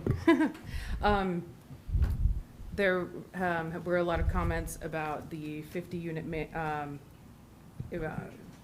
provision in the settlement agreement. I would like to clarify that it is not false to claim that the city lacks vacant developable land. We have a court-approved vacant land adjustment where Fair Share Housing Center and the court did agree that the city of Summit does lack available vacant land to satisfy the entire obligation that was assigned to it. The city has, in fact, with a 13-unit surplus, satisfied that obligation that was adjusted down. The 50 units is part of what's called the unmet need, which is an aspirational obligation, where as the city develops and redevelops, that's a small r, redevelops, the city finds ways to promote the creation of affordable housing as that occurs, and that is the 50-unit term in the settlement agreement. The city is not required, as one gentleman said, to satisfy that obligation in one or any large-scale 100% affordable project that was approved by the court and agreed upon by Fair Share. It is to be scattered site throughout the city, and the city is not required to adopt a resolution of intent to bond, and that is required with 100% affordable projects. So the 50-unit obligation is being planned for. We have many properties that the city is looking at. As soon as those, we've had various groups and property owners approach the city with proposed projects. When those are ready to be made public, they will be. But I am very confident that the city will satisfy the 50-unit requirement in their settlement agreement. Okay, another question regarding whether the municipality should wait until we have to address our fourth round obligation and put everything on hold. The reality is this is part of our third round obligation, not the fourth round obligation. But even more important than that is the fact that the fourth round housing need numbers are not going to be promulgated till mid-October. October 20th is the deadline date for when DCA, Department of Community Affairs, will be publishing the housing need numbers. And the scheduling, the timeline for the whole process to play out for the fourth round is that municipalities won't be adopting housing plans until sometime in early 2026, if I'm not mistaken, correct? Yeah. We don't want to wait that long, and it wouldn't be appropriate to do so. So that's why we are proceeding in the fashion, in the time frame that we are.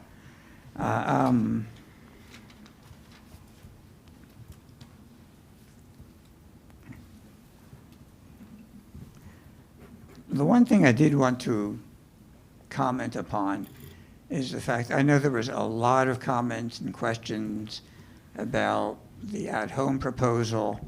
I just want to reiterate what we said at the very outset. This hearing is with respect to the ordinance that is before the council at the moment. It's not a comparative assessment of one versus the other. The governing body is obligated to make some determination on this particular ordinance. And that's why the focus from our presentation has been on that. There was a question about the concern about reopening the settlement agreement. I don't know if you wanted to handle that. Sure. At this late of date, even if a project was going to be included in the city's settlement agreement, that requirement was for a specific plate of funding that has almost completely been earmarked at this point. So there is no reason to open the settlement agreement at this time. It's more to plan for round 4. There were some comments about the issue of the planning board's consistency review. And there was a concern raised that, with the belief that the draft ordinance conflicts with the master plan rather than is consistent with it. And I did want to point out that when one does a consistency review, you are not obligated to affirmatively address each and every one of the goals in a master plan. I had pointed out 5 or 6 specific goals that we are consistent with, and based on that assessment and the overall thrust of the housing element and fair share plan and the land use plan goals and objectives, I felt comfortable that I could report to the planning board that there was a consistency that enabled them to file the report that they did to you.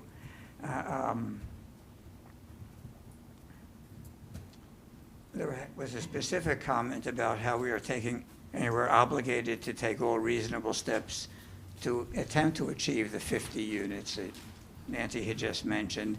And there is a constitutional obligation to provide for affordable housing.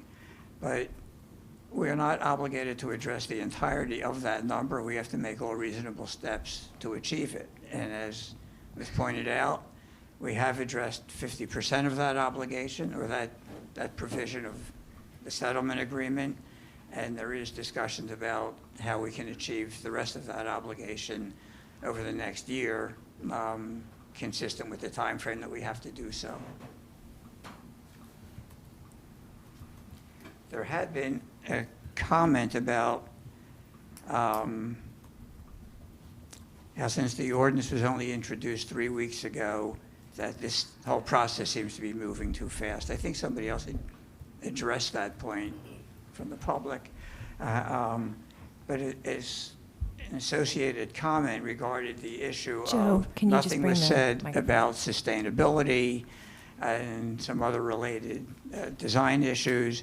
I would point out that in the body of the ordinance, even though I may not have presented this information in my brief overview, this ordinance does reference current regulations in the current DRO that identifies how all the provisions regarding sustainability and similar issues are to be addressed as part of any development application for this zone.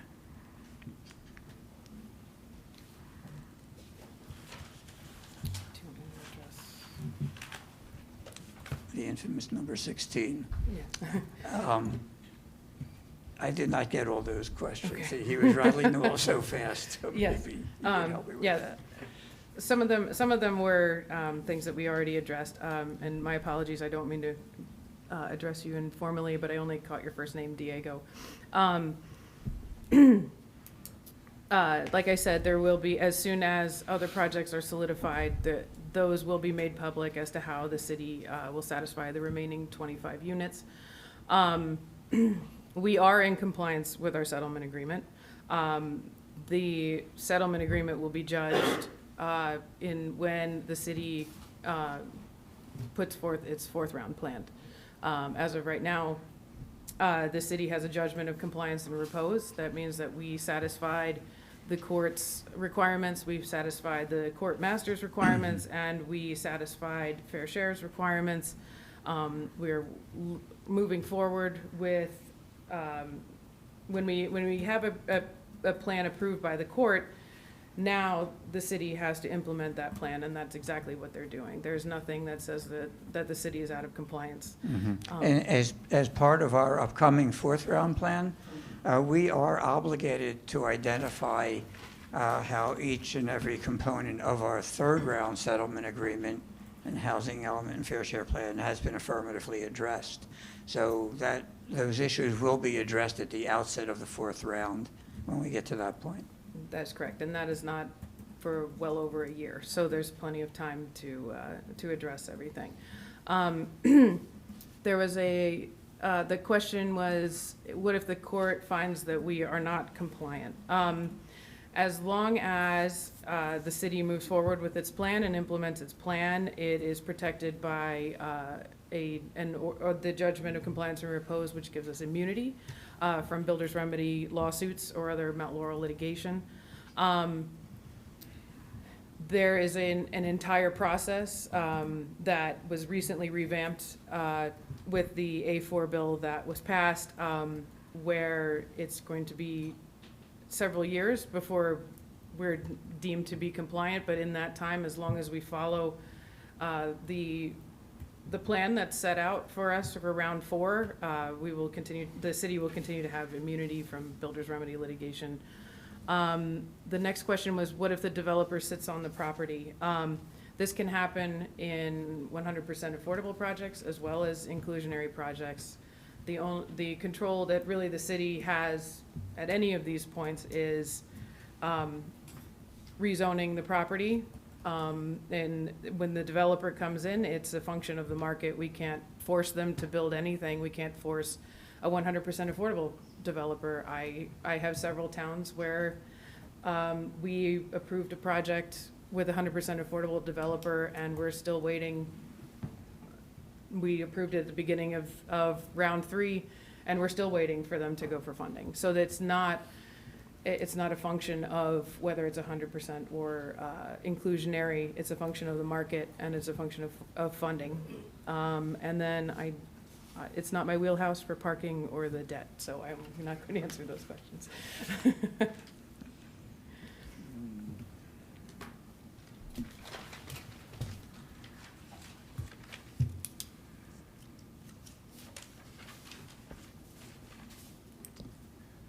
There had been a question raised about the 7 parking spaces, but I believe one of the members of the public adequately addressed that question. Can we ask questions, Council President? You know, let me just let them finish, only because Okay. I don't want them to get off track. That's fair. And then we can, and then we'll go back, right? That's all the questions I have. Do you have? There had been a question raised about density, and the comment had been that, you need 50 units to the acre in order to make a project happen today. I want to give you some background on that issue. The COA regulations actually talk about a minimum presumptive density of 6 or 8 units to the acre to accommodate affordable housing. Now, that was set some years ago, and the numbers have changed over time.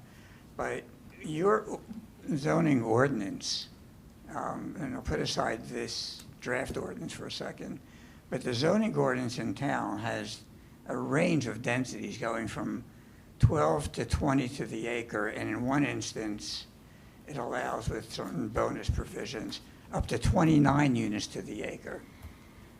This draft ordinance talks about 30 units to the acre.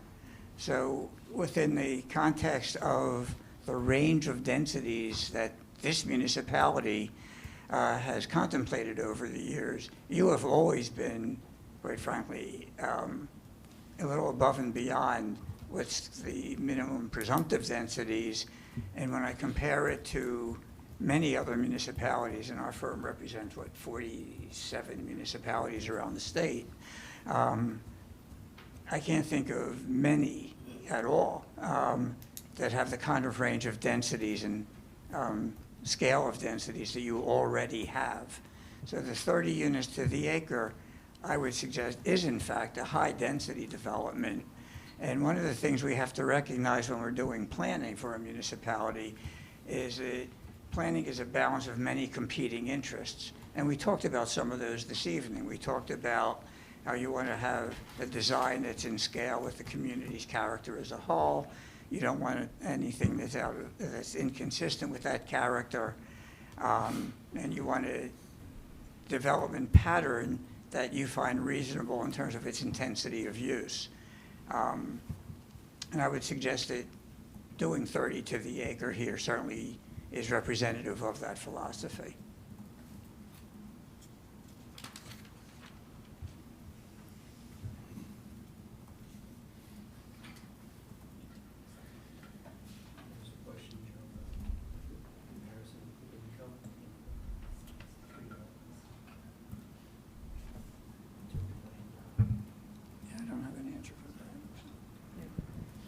I just wanted to address, there's a question about, rather, there's a comparison drawn between the income that would have been generated from the Broad Street West project as compared to this. So we would just acknowledge that this is, a scaled-down development, so, it's reasonable to understand that it would be less valuable from that perspective. It's not 5 stories, it's not 150 units, it's 4 stories, it's fewer units. So from a land value perspective, the city would get less for that.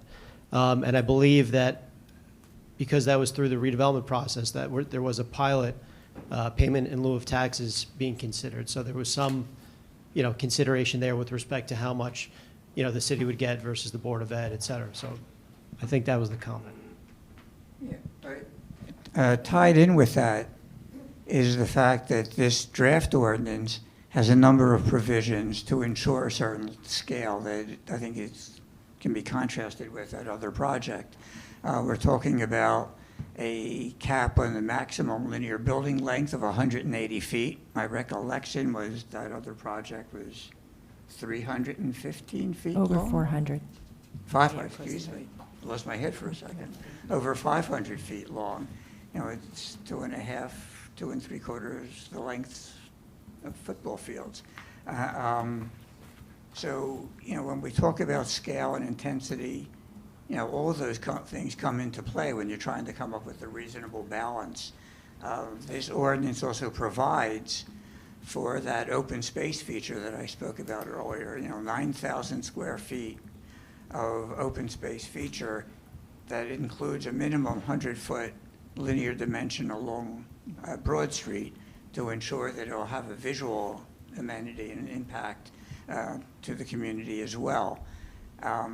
And all of that represents, the balance of competing interests that we often try to plan for. Are there any other? Just one more. I think Joe already touched on it, but there was a question just about how do we control the design, the materials, and the timeline of the development. And again, Joe touched on it. The effort here was not to design the project, but to create a zoning framework that, we would understand, what different development outcomes could be, but ultimately the planning board will be tasked with reviewing the project and ensuring that the ultimate development is consistent with the character of Summit, as well as compliant with the current development regulations ordinance. Do you guys have any more? Nancy, do you have any? Okay. The only thing I got stuck on is parking and debt. Maybe Michael? What was the question specifically? Do you know? Yeah. Seven-seaters? Oh, it wasn't seven-seater? No, parking. seven-seaters. Oh, okay. Spaces. right? Well, there was Church one spaces. about, I believe the proposed ordinance, were you gonna lose public parking, and then is the $6 million debt lower than it was before? That's what I have, so I don't know. Hopefully I got that question right. I know, I really want to know the question. Oh, wait, we got it, Diego. We got it, thank you. I think, Good? All right, go for wait, it. do you have it, or you want? Not the Okay, Councilwoman Hamlin the has it. financial question, but the public parking question. Okay. Go ahead, please. Just say the question. So it's interesting because Michael and I have been talking about this for probably the last 2 weeks or so. And I was just talking with Councilman Minner about it. The one thing we don't talk about in finance is, a lot of times, is our annual debt service. And Michael, correct me if I'm wrong, our annual debt service for this year is at 6.5? Yep. So it's 6.5. So I called Michael one day and I said, Michael, can you explain to me, how much of our annual debt service is that firehouse? And he said, well, why do you need to know that? I said, Mike, because I need to know. I need to explain to the public what this means. What's the tax impact for the resident? So after a few days and asking our CFO to pull all of the reports about how much Cedar Street, how many of our bonds, principal and interest for Cedar Street and the firehouse. So I have this in my binder tonight, and I only have the period beginning January 15th, 2023. So in the intermission, I said to Michael, I really want to get this information from the beginning of the firehouse. I said, it's important for me to understand, and it's important for me to explain to the audience that we still need to pay for the $17 or $18 million firehouse that is being built. That's just a reality, and that does impact our debt service level. And that does impact how we make decisions as a council. So Michael, you can probably speak to it a little bit more. Initially, when we do sell the property, Michael, correct me if I'm wrong, Cedar Street, I believe, is about $1.5 million, and we've spent about $170,000 so far on bonds, and that bond's coming due in July. When we pay off the note in July, we'll be down to about $1.43 million of that original $1.55 million when we purchased the property. So so Cedar Street and the firehouse are about $1.1 million of debt service per year? When we pay off the note this year for Cedar, we've spent approximately $189,000 principal interest for the office Cedar Street building. And then there's the firehouse, and right now I think our payment this year is $941,000 related to the firehouse portion. We'll go up to a little over $1 million in a couple of years. So that's what we're paying. The way I look at this is, however, whenever we sell this property and the purchase price that we received through a bid process, we'll immediately have to pay off that Cedar Street note. And then whatever's remaining, really to look at, you're paying off. The way I've always tried to think about it is that you would use that delta of, so let's just say it's $5 million. The $3.5 million you would be just applying towards our debt service. And in our budget, we have a reserve for municipal debt service as a revenue, and we would just take that in, whatever we receive, to pay that portion of our annual debt service payment. So it will be up to over $1 million, about $1.5 million, I think. I'm sorry, $1,051,000 is the amount it will go up to. Each year? For many years, it will be about a little over $1 million, yeah. Yeah, this year I think it's 941. Well, 54 this year, 941 next year. Yeah, 954 this year, 941 next year. But the one question that I'd like answered, and I asked Andy if we could talk about it in finance, is what percentage does that represent of our debt service level? And I think from my calculations, and I'm not a mathematician, but I think it's around 17%, but I haven't conferred or had that explicit. But I think it's really important for the public to understand that, and we've spent a lot of time talking about the need to sell these properties. Can I add some more background? Yeah, absolutely. Councilman Yeah. Vartan? Thank you. We did talk about debt service like a ton when I was on finance, and you've got the answer. It's in your budget binder. If you look at municipal debt increases between 2019 and 2023, those huge jumps year over year were a direct result of big capital spending in the 2010s, right? Almost $8 million in 2012, almost $9 million in 2013, 7.5 again in 2014, 11 million in 2015. A lot of those years were not big projects or buildings. They were just more capital spending, more road projects, more vehicle replacements, more. After the new debt was issued for the firehouse, we undertook a multi-year process to dramatically reduce capital spending, not because it was easy, not because we didn't want to do other things, because it was necessary. We went from $55 million total indebtedness of the city in 2021 to $69 million in 2022, and then back to $65 million again in 2023. So debt payments were going up every single year until 2023, and now this year they've finally started to come down. So that's just a little more context to what you're saying. Well, can I just say that I think when we were buying the Councilwoman fire, Hamel, just may she may respond or no? Sorry, Council President. Greg, the one thing I think that I've heard you say, and correct me if I'm wrong, but when we were building the firehouse, and you continually said we need to do this for the revenue, one of the reasons was that debt service was our third largest line item. Is that correct? I don't know when you're talking about what I was saying, Okay. but I will reiterate the need to have built the new firehouse. Yes, perfect. And we did have a bipartisan group of council people who sat with Fire Chief Evers and Deputy Chief Nelson, and we sat there and we went through a lot of the designs and we scaled back a lot of stuff. And there is no way this building would ever have cost less than the moment that we decided.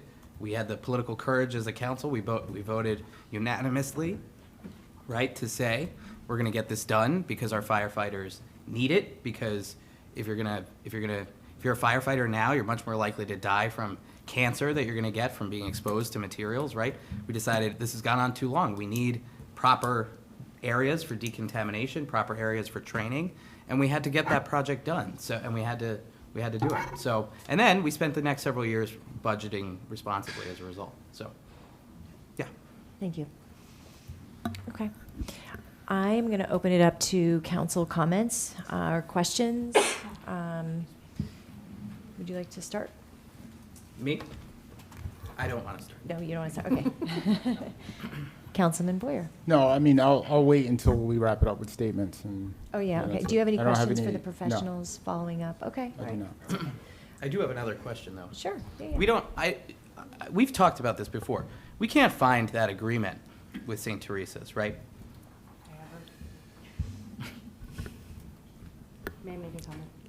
Administrator Rogers first. So there was an agreement when they land swapped years ago. We studied that in great deal. I think what you're probably thinking of was whether there was an actual deed restriction ever made, and there was no finding of that. However, there is an agreement about preserving spaces in our lot for St. Teresa's use. And that's a resolution. And that was in a form of resolution. Okay. There was an agreement when an ordinance when they did that land swap years ago. I don't remember specifics of that, but there are such agreements. Okay. Councilwoman Hamlet. Greg, you're right to bring that up. I think it's an important question. And I was sitting here trying to find my email box from, gosh, I think it was 2021 or 2022 when Broad Street West Conversations. And God bless his soul, Bill Callahan, who passed away during the entire Broad Street West process. I couldn't find my login, and I'm a little choked up talking about it. Bill passed away. And geez, Rosie, how old was he? Must have been. I don't you remember know. Bill Callahan? But he was, yeah. But Bill was on a hunt for this document, and I have to find my password to my email because I'm almost positive he went to the county, and he found out some information. So I'm hoping that I can find my password to my email, and remember what he was saying because I remember that it was very important. Bill Callahan had a lot to say about that, and I think it's important that we do find that just to memorialize it. I just have to go back into my notes because I have a lot of information on that. Thank you. Any other council questions? I have a couple questions. Okay. Can you, Nancy or Joe, whichever, explain for the audience gap funding? You were talking about specifically for the All Affordable Project. I think just for the benefit, because people are in the room. Can you just explain that a little bit further? Sure. So 100% affordable projects are funded in several ways, and I'm certainly not the authority Right, on all yeah, of I know. that. But some of it is through a traditional mortgage. There's other investors. You can also go to the state for funding. The funding source that we were talking about the settlement agreement was called the Affordable Housing Production Fund. That was actually funded with COVID money from the federal government, and it must be spent by the end of this year. That the requirement was that you had to be in a settlement agreement with a municipality that was court approved. And that's where that settlement agreement discussion came from. But that money is almost all allocated. It's basically gone. There's really no time unless you're already moving to get it done. There's also tax credits. So there's 9% tax credits and 4% tax credits. I'm not going to get into all that. You'll all fall asleep. But anyway, so it's very competitive to go for 9% tax credits. There are 9% tax credits presumably fund the entire project. Usually the city would have to, or any municipality would have to give the land or buy the land and donate it to whoever is doing the project. However, as a requirement for going for public funding, a municipality has to have a resolution of intent to bond if there is a shortfall in funds. And that's what we're talking about, gap financing.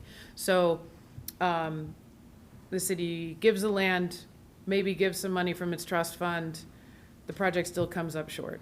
That happened very often in 2021 when that construction costs skyrocketed, and all of a sudden 100% affordable developers came back and said, sorry, town, we now have a $3 million gap just because of the price of lumber. And that's happened.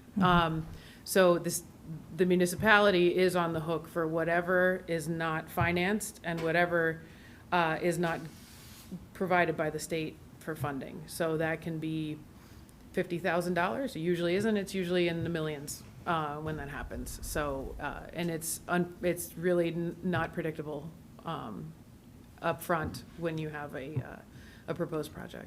So, Okay. do you have anything to add on that? Yeah, they covered it nicely. Thank you. I think it's important to just thinking about, as we have everybody in the audience, this is my first blush in, I'm not the professional, and when we get our advice, we're leaning on you guys. And so I'm just going to say,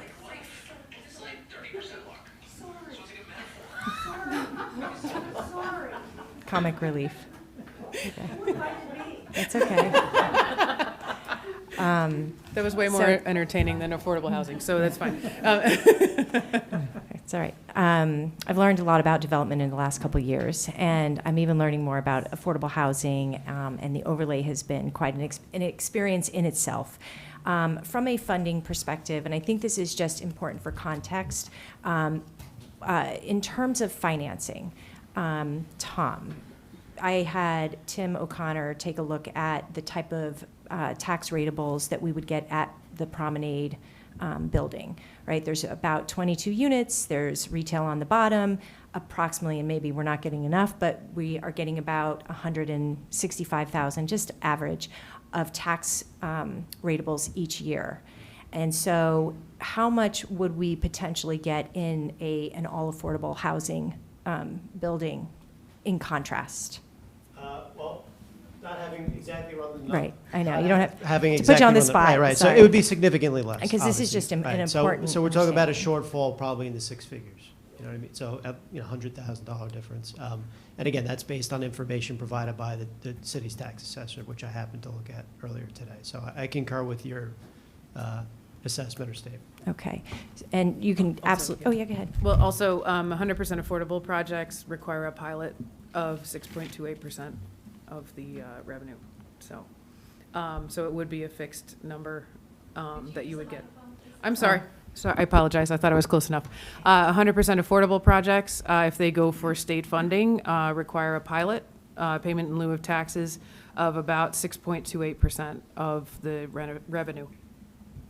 Okay, and just this is the way that I understand it. So if an affordable housing developer, any developer came to us, they purchase the land, and then we help pay back that purchase price through our affordable housing trust fund. Is that typical, or would that be just potentially what we could work out with a developer who comes to us? It depends. There's agreements where they range, because all real estate's different. Okay, So okay. some developers have obtained they'll purchase the property and then come to the municipality and then ask for a significant donation from the Affordable Housing Trust Fund toward the project. Others, if there's municipally owned property, they ask that it's given to them for $1, and then that offsets some of the cost. I believe it's about $500,000 a unit for financing for a 100% affordable project. So How much do you know what the cost was for the Chatham location? I don't know. Was Do it you know? was it 6 million? I thought it was 6 million. Oh, unit. Oh, yeah, gotcha. Okay, no, that's fine. Okay. I believe that's correct. Hold on, Councilwoman.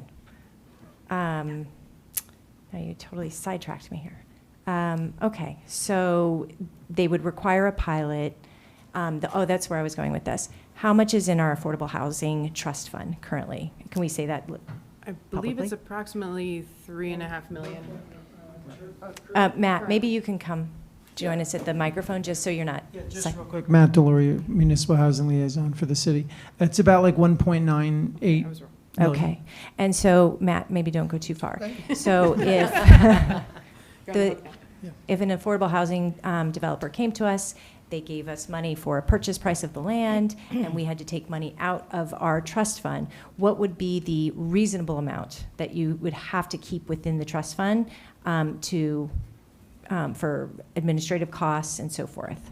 Well, I mean, there's always money to be kept in there because we do have to pay professionals, but the fund is to be used for the purpose of developing housing. So each case is unique, but we would always be looking at how we could maximize those dollars, which purpose is to facilitate housing. So we would be interested in participating in the most meaningful way that we could with those funds, and have done so for round after round. So it would really depend on each situation.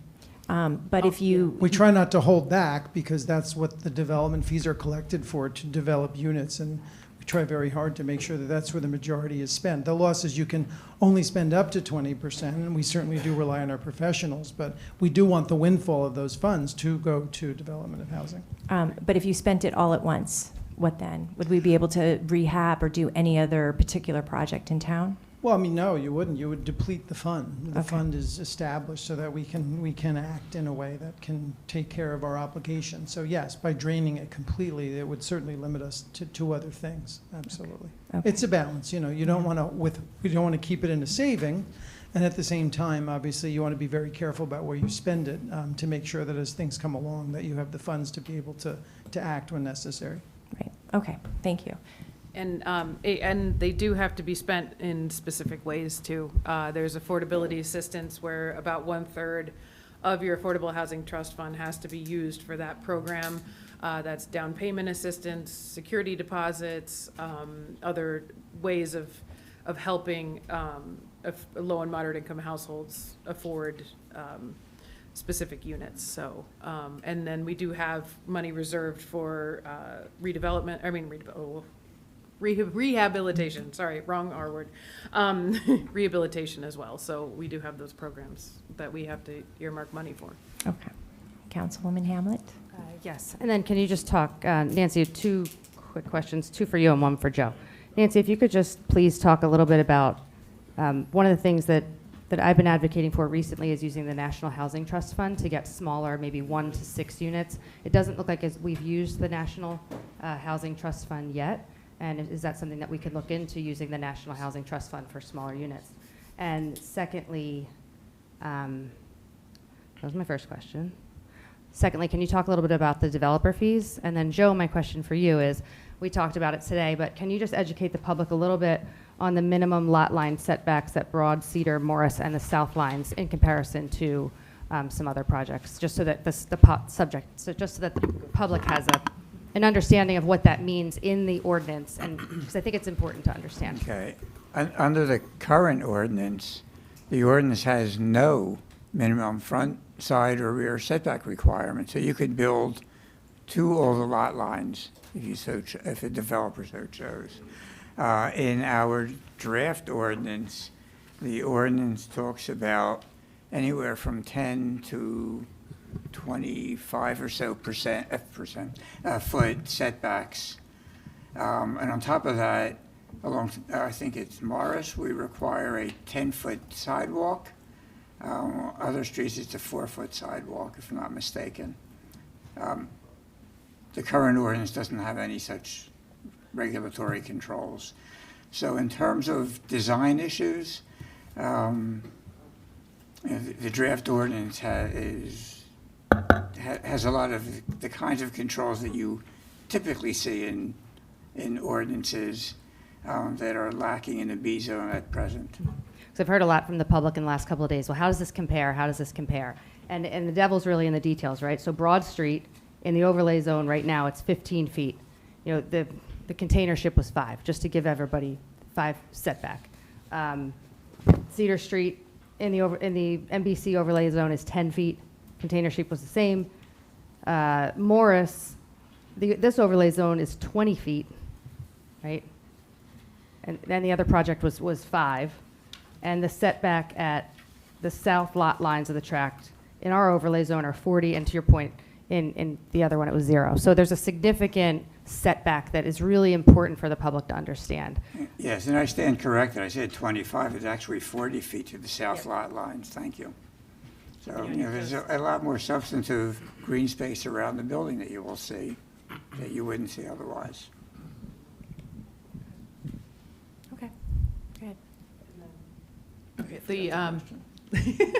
The National Trust Fund, I do have to look into that.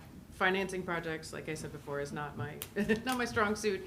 But what I would like to commend the public as well as the Mount Laurel Subcommittee and the council is that we have lots and lots of ideas, and I think they've uncovered every rock in the city and have been actively looking at any possible way to create affordable housing. So I do commend them on that. And then tell me your second question again. Just talk a little bit about developer fees, and then we can wrap Oh, up. development fees, yes. Okay, so we have a development fee ordinance. Sorry, the developer fees within affordable housing. Oh, developer Right, like they put their fees in the pro forma, correct? So developers are making money You in mean this. yes. Right. Oh, yes, Right, yes. Okay. There is a developer fee. I'm not terribly clear how it's calculated for each project, but there is money set aside in every pro forma for 100% affordable projects for fees, because they are running a business. They do, need to make money. But yes,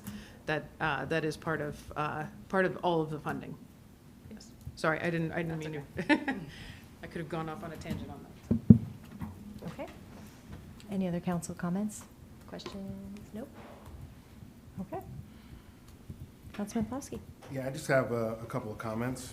So, a lot of people have spoken tonight about that we're trying to strike a balance here, and there are a whole lot of factors that are out there. But what I've been hearing most from residents who've asked me questions are, how does it compare to what would have been the Broad Street West development? And what I've told them and what I'll tell everybody here today is you got to keep in mind that Broad Street West was a project, right? It was drawn out. What we're considering here tonight is an ordinance to establish an overlay zone. Bob, can you speak up a little bit? Which is really the parameters for potential projects on the same parcels.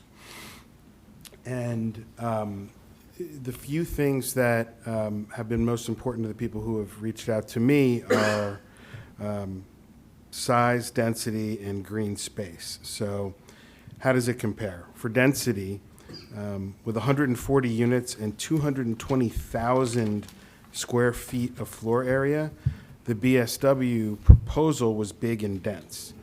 The kind of project permitted in the overlay zone that we're considering tonight will be neither.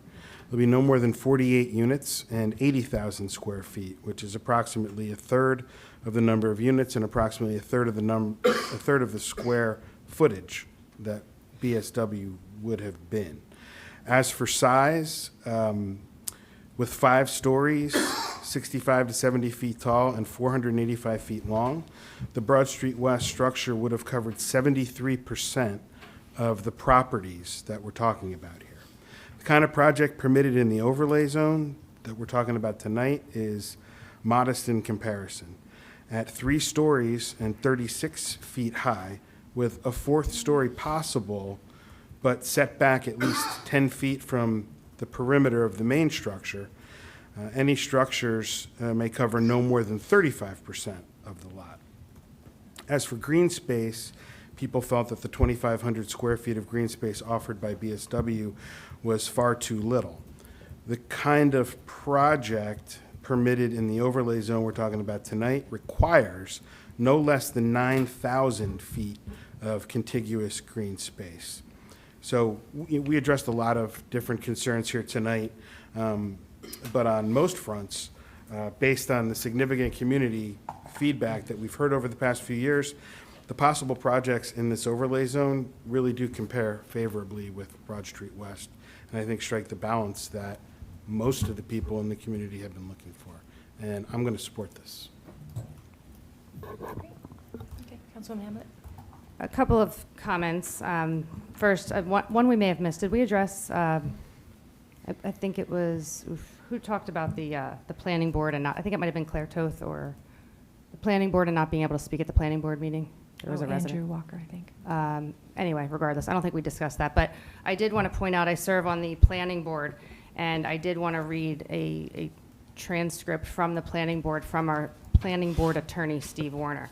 And he mentioned in the meeting that sometimes the question arises, is this a public hearing? So this is on May 28th during the consistency review, and he says sometimes the question arises, is this a public hearing? The answer is simply no.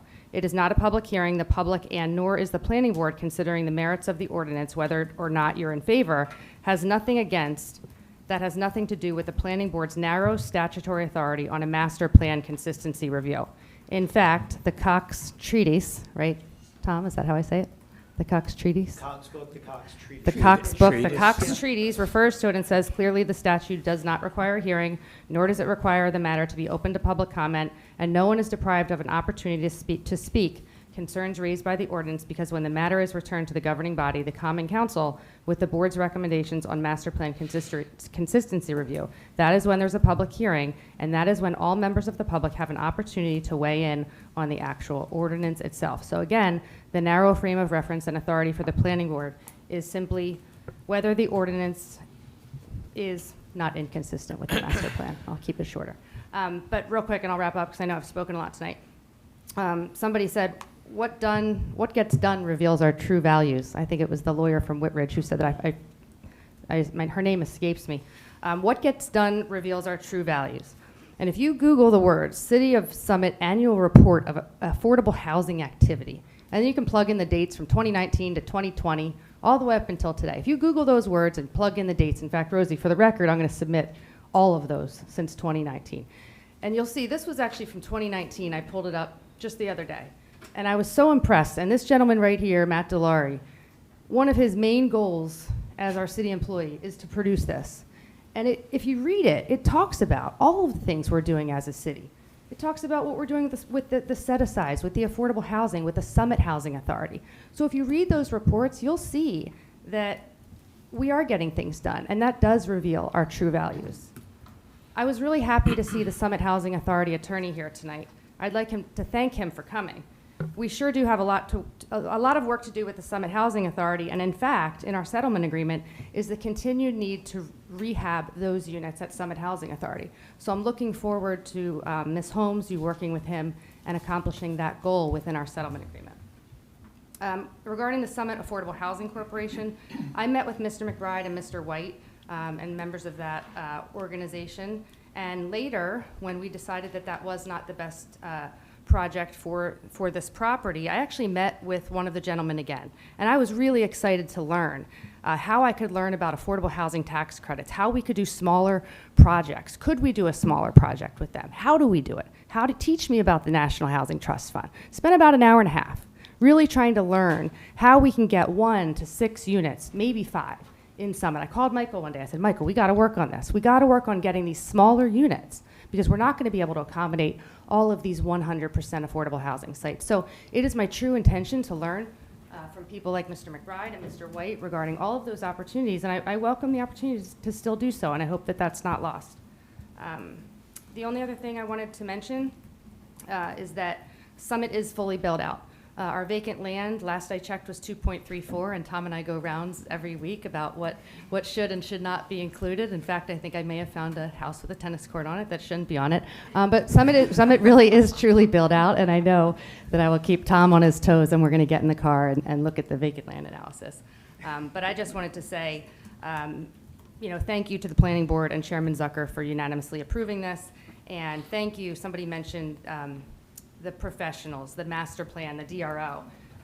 In everything that is in this ordinance tonight is consistent with what's in the DRO. And that is what the professionals and the residents of Summit have been working on and have confidence in that. This we did not take lightly, and it took a lot of work. So thank you for all your time. Thank you, Councilwoman Hamlet. Thank you, Council President.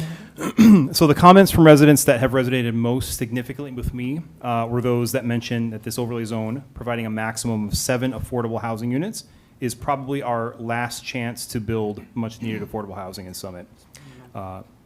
Excuse me? Well, it's also a maximum. You can get more than 7 units on this? Can you explain to me how we can get more than 7 units, 7 affordable housing units? Yeah, go ahead. Joe, do you want to talk about so we're requiring a minimum of 7. Do you want to talk or do you want me to? It's up to you. I have it down, but we're requiring a minimum of 7, which is 7 out of, you can go ahead. Oh, we permit 30 units to the acre. Just into the microphone. We permit 30 to the acre. 30 to the acre times 1.6 acres is 48 units. And if you do rentals, that's technically it's 8. But if you do it for a sale unit, it's 20%. So and then it would be 10 affordable units. Okay. But can I just, so, okay, but let's run the scenario. So if you have 30 units times 15%. On 1.6 acres, don't forget that. Right, so 30 units, 15%, 1.6 acres. That gives you 8 affordable units, 7.2, but you round up. Right. So we're requiring a minimum. So if there's 48 units, how many affordable housing units are we going to have? 9. Sorry, not 40. I'm sorry, not 48 units. If we have, so there's 2. There can be two buildings, 2 possible buildings. But the total lot size is 1.6 Right, acres. So 1.6 acres times 30 units to the acre is 48 units. And then you take at 15% if they're rentals, that would be 8 units. And 48 at 20% would be 10 units. 9.6 rounds up to 10. Okay, perfect. Thank you for clarifying that. So that's significantly, so 10. It's 3 more than what I was thinking here. But it falls significantly short of what we should and could be building in this, what we should aim for. With this project, we are closing the door on the opportunity to make a real impact in terms of much needed affordable housing in our city. I am a little disappointed that we're not aiming for more here, which we can and should be doing. And so I will be voting against this. Thank you. You want to go in order? Yeah. That's fine. So We don't have to go in order. If someone No, else that's wants to fine. go. That's fine. I'll go now. So I think it's fair for the community to express concerns around policy. We've had a lot of people here tonight. We've had a lot of emails earlier today. I share concerns about affordable housing. People in the community and members of At Home and Summit will notice I have not fully endorsed the At Home and Summit proposal. Frankly, it's because I'm not sure it's exactly the right thing to do. I'm not sure this overlay is exactly the right thing to do either. What I have learned from my 6 years on council is that we shouldn't just go ahead with something because we think it's right. We need to understand what the community is thinking. Thankfully, it's easier when they say it to us directly. And it is our responsibility as council people to sell it, to bring the community along with us. Alas, that is why council ended the agreement for Broad Street West, removed the area in need of redevelopment. And I do share the concerns about how what we're doing here could be perceived by fair share housing and what it means for the land we have available elsewhere. I'm glad that our council president and my colleagues are learning about affordable housing and the tax credits available, but we are running out of time. All due respect also to our affordable housing attorney and our planner, what's happening in other municipalities is nice to know, but I think it's fair to say that a judge who is determining our compliance is not going to consider what is happening anecdotally in other communities. They're going to look at what we're doing only, the opportunities we have had, the plans we have rejected, the moves we have made. So tonight, Nancy, I believe at the last meeting, the mayor said we will meet our 50-unit goal. It seems confident. It seemed confident both times it was said. If we do have actual proposals or plans on the table to meet the rest of the 50-unit obligation, all members of council need to be immediately brought up to speed I understand the Mount Laurel Committee has been meeting, but I am not aware of any pending plans. This has been, you can maybe hear in my voice, this has been quite the saga for the entire time I have been on council. If there is some great project waiting in the wings that might make this vote easier, please tell me what it is. If we can't do that, I believe we could have and should have pursued a higher minimum set aside for affordable housing. I did advocate strongly for that in committee, but that did not make it to the final version of this ordinance. I do not like replacing the Chestnut Street parking spots for use by Summit residents with spots on the street either. That was another big complaint we heard last year. I do also wonder about the spaces for St. Teresa's, and we've charged other developers in the past before when they want to permanently remove parking spaces from public circulation. So we do need to log back into whatever that is and chase down that agreement and send it around to the rest of council. I think it's also fair for the community to express concerns around process. The community is correct that other than this meeting right now, there have been no standalone meetings dedicated to this topic. There was no opportunity for the public to speak at the planning board. I'm not criticizing the process or procedures, just a statement of fact that this is the only opportunity the public has had to speak on this topic. No task force or committee was created. The process has moved, in my opinion, comparatively quickly, as government is typically pretty slow. I understand it's our financial obligation to do something with this property, but I don't know why we're rushing to the extent that we can't take the summer, have more meetings, decide if we want to change it, and then have final adoption in September. I don't think we lose that much time in the grand scheme of things. It's not like a developer would be ready to knock the building down and start construction as soon as the fire department moves out at this point anyway.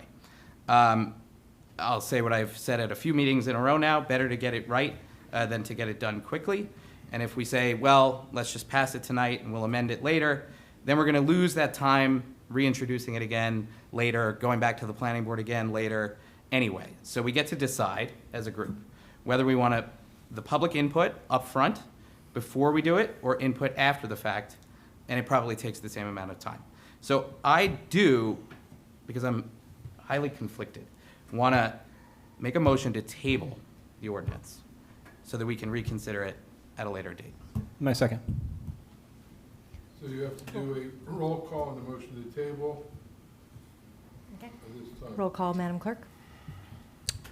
Mr. Boyer? Nay. Ms. Hamlet? Nay. Mr. Miniger? Aye. Mr. Pulowski? Nay. Mr. Smallwood? Nay. Mr. Vartan? Aye. President Allen? Nay. Okay. Motion The motion failed. fails. Okay. So now, if So we you're can gonna- continue to discuss, You right? can discuss it, or you can call the vote. No, I'd like to give everybody an opportunity. So I just want to make sure, Councilman Vartan, you're done? Yep. Okay. Thank you, Council President. Wow, that was the most convincing vote I've had thus far. How did we get here? For a lot of people that are watching right now, I just want to reiterate a couple of things. So in 2019, the council designated Broad Street West managers, a partnership with L&M and Toll Brothers, as the redevelopers for the Broad Street West redevelopment project. However, over the ensuing years, council meetings were dominated by objections to Broad Street West project. Residents of Summit took divisive action by hiring their own planner and attorney, collecting over 1,000 signatures opposing the plan, holding meetings, and educating the public about the issues. As a Tapped Into Summit article noted, if Helen of Troy was known to have a face that launched 1,000 ships, then the proposed Broad Street West project was the redevelopment concept that launched 1,000 lawn signs. Residents demanded that the project comply with the city's master plan, scrutinizing every aspect, including its height, size, parking provisions, appearance, and financials. Although the prior administration negotiated in good faith with L&M and Toll Brothers, the redevelopment agreement was ultimately ended. So where are we now? Tonight, you've heard from professionals about the Morris Broad Crossroads Overlay Zone, which the Planning Board asserts is consistent with the master plan. Planning Board Chairman John Zucker stated that this overlay provides an opportunity to maximize the value of this property and advance projects. He also noted that the Planning Board has been evaluating this for years, remarking that this is really what we've been looking for. I believe the prior administration acted with integrity in their efforts to redevelop this property. These were dedicated volunteers who sacrificed time away from their families to do what they believed was best. They laid the groundwork for us to learn from their challenges. What we learned is that the people ultimately hold the power, and we are here to execute their will, and another Broad Street West will not be tolerated. Moving forward, this is not a zero-sum game. Let me be clear. A vote to adopt this ordinance will not be a win for any political party or politician. This is a win for Summit residents. Adopting this ordinance means we are stepping away from the redevelopment business and simply taking into account the residents' strong aversion for what we should not do or should not be built. In conclusion, I support this ordinance. And as the former mayor of New York, Mr. LaGuardia, once said, there is no Democratic or Republican way of cleaning the streets. Likewise, there is no Democratic or Republican way of cleaning up this issue. We simply must do what makes sense. And repeating the same mistakes is not an option. I ask that we, as a town, put aside our political differences and help this administration move Summit forward. Thank you, Council President.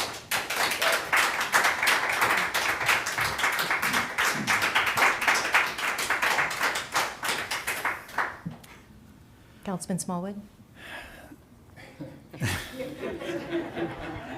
This happened during the campaign last year, and it's happening now. I gotta follow this guy. So, when I decided to run for council last year because I was totally against the city being in the redevelopment business, deciding what was going to be there. Ultimately, we know that the fire department will be moving to the new firehouse. There is a plot of land that is city-owned that needs to be redeveloped. I was against the city deciding what goes there, especially when I found out what was going to go there. So one of the things I campaigned on was the fact that we should not be in the redevelopment business. We should put a for sale sign on it, set some parameters on the area that needs to be sold, so that we could we could sell it to a developer that will maximize the amount of money that we can generate for that piece of property, and have the professional developers come to the city of Summit, not just council, but to the residents of Summit, to determine what could go there.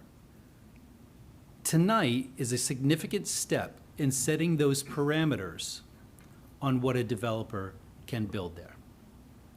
In terms of maximizing the amount of money that we're able to generate, I understand that, having a pilot program that we would have been able to I believe, retain 95% of the sale. However, we also need to consider over the next 30 years, there was going to be a tax abatement. So over a long period of time, there's no money being generated so that will help pay for our schools. We are not deciding that tonight. We are deciding what our professional planners have decided and our planning board unanimously voted for, which I'm relying on because I am not a professional developer, professional planner. I'm relying on their expertise to determine what is the best parameters that could be set in this particular land. I am all for this, and I will be in support of it, because I think that's one of the reasons why I was elected last year, is because that's what I ran on.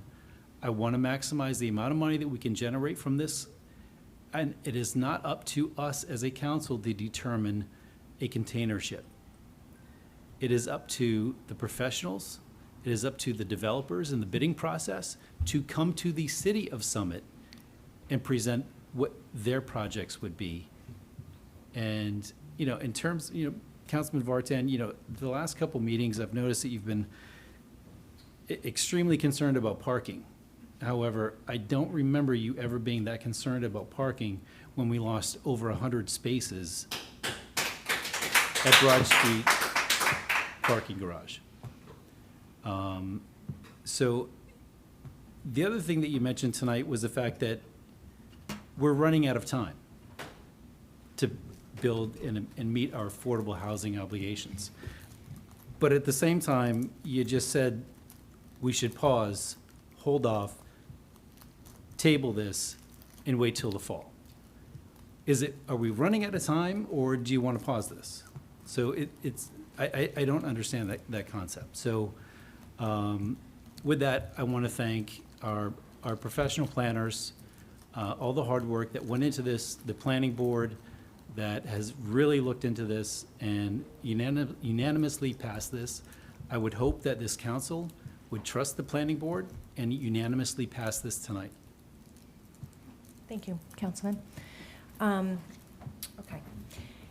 Mr. Burgess, how many overlay zones do we have in town?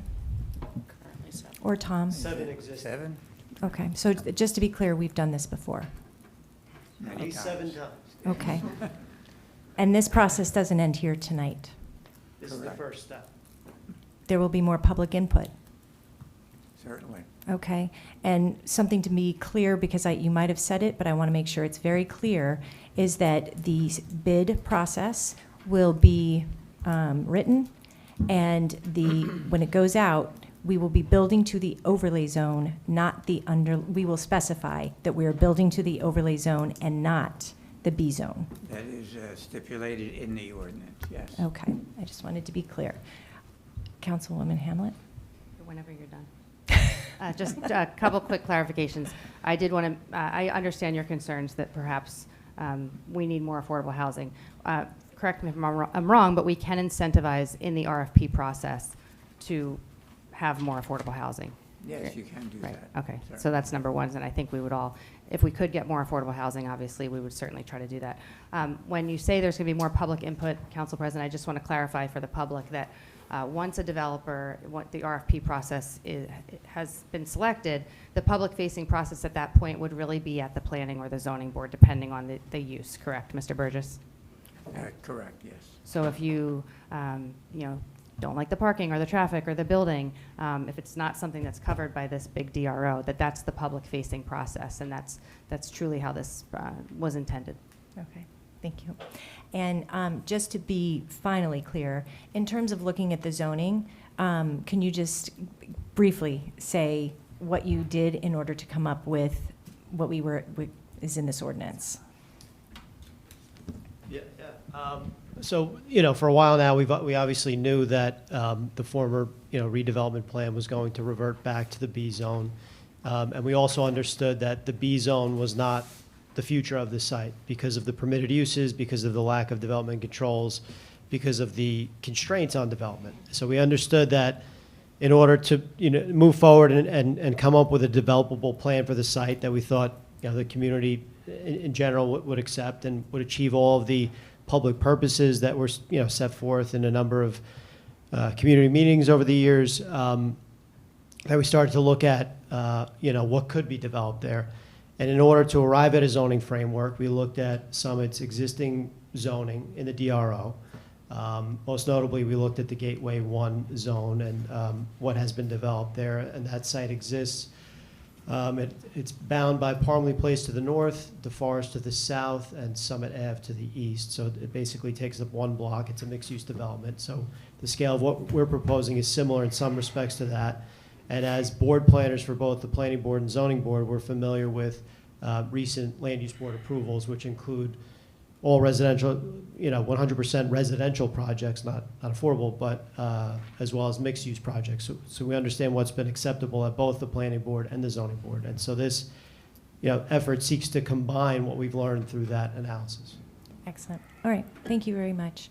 I do want to thank everybody who came here and spoke tonight. And I don't, it's been said, and I'm just going to reiterate, that when we talk about affordable housing and how it looks and how it's built, is not binary. It's not you have either or. We've had discussions where we absolutely I value affordable housing, this council values affordable housing, councils before us. I think actually every single council member that has ever spoken on affordable housing has talked about how we've always been ahead of the curve. So the irony sometimes when I hear that we've always been ahead of the curve, that now we're behind the curve. And as I know that you don't have all the updates on Mount Laurel, it is a committee that was formed in confidence with all the appropriate professionals from the city and through council, and you will have an update soon. But we are talking very much on how do we close out round 3 and how do we prepare for round 4, because we understand that there are going to be some challenges ahead. So in earnest, we are all working very hard to get to the right place as we close out round 3. And maybe 7 to 10 isn't 42, but that doesn't mean that we don't value it, that we don't want to support affordable housing. I personally believe, and I've said this to you, Mark, I personally believe the spirit of Mount Laurel is to ensure that we embed it into the fabric of our community in all places. And that's where I will always fall on that spectrum.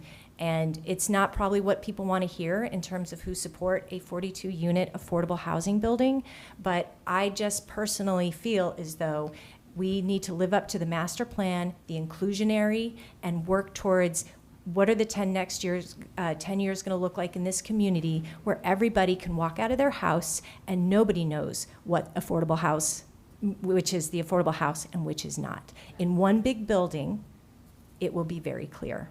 And so that's where my heart is, and I think that's really important for me to share that with you. I've been up here for 2 years, and to allay the fear that this just happened overnight, it did not happen overnight. I have listened for 2 years, and many of us have, so I'm not just saying just me, but for 2 years, it's too tall, it's too long, it's not quite parked, and that we need to break up the buildings, we need setbacks. I've heard a lot of feedback, and I want to thank our professionals because as I said before, I've learned a ton.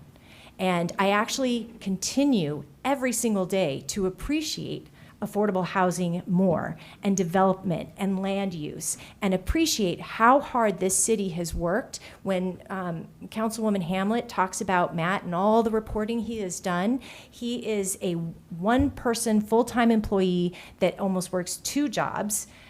Because of all the amount of work he puts into affordable housing and the discussions he has and the tracking, in which there is an enormous amount that has fallen, that is going to be required of the city over the next year to ensure that we meet all those regulations. So we're in it, we're working on it, and I just don't want to be dismissive in terms of how I feel about the affordable housing. So I'm just going to go into my quick speech. So what does this overlay provide? It provides balance among a diversity of interests that together we are working to reconcile.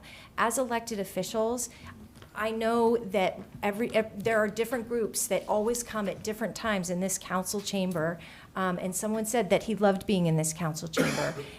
Sometimes it is the hot seat, because there are so many competing interests, and I'm a pleaser, so I always want to please people, but we need to make decisions that actually are holistic. And a former councilman had said, he's already left, but he said, when Summit wins, we all win, or when we win, Summit wins. And that's my goal.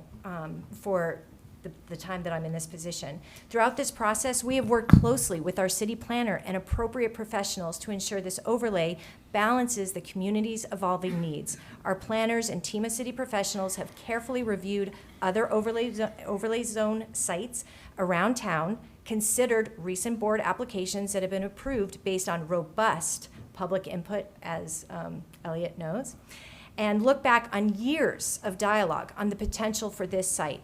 10 years, but 2 specifically in mind. This ordinance is a direct reflection of that comprehensive review.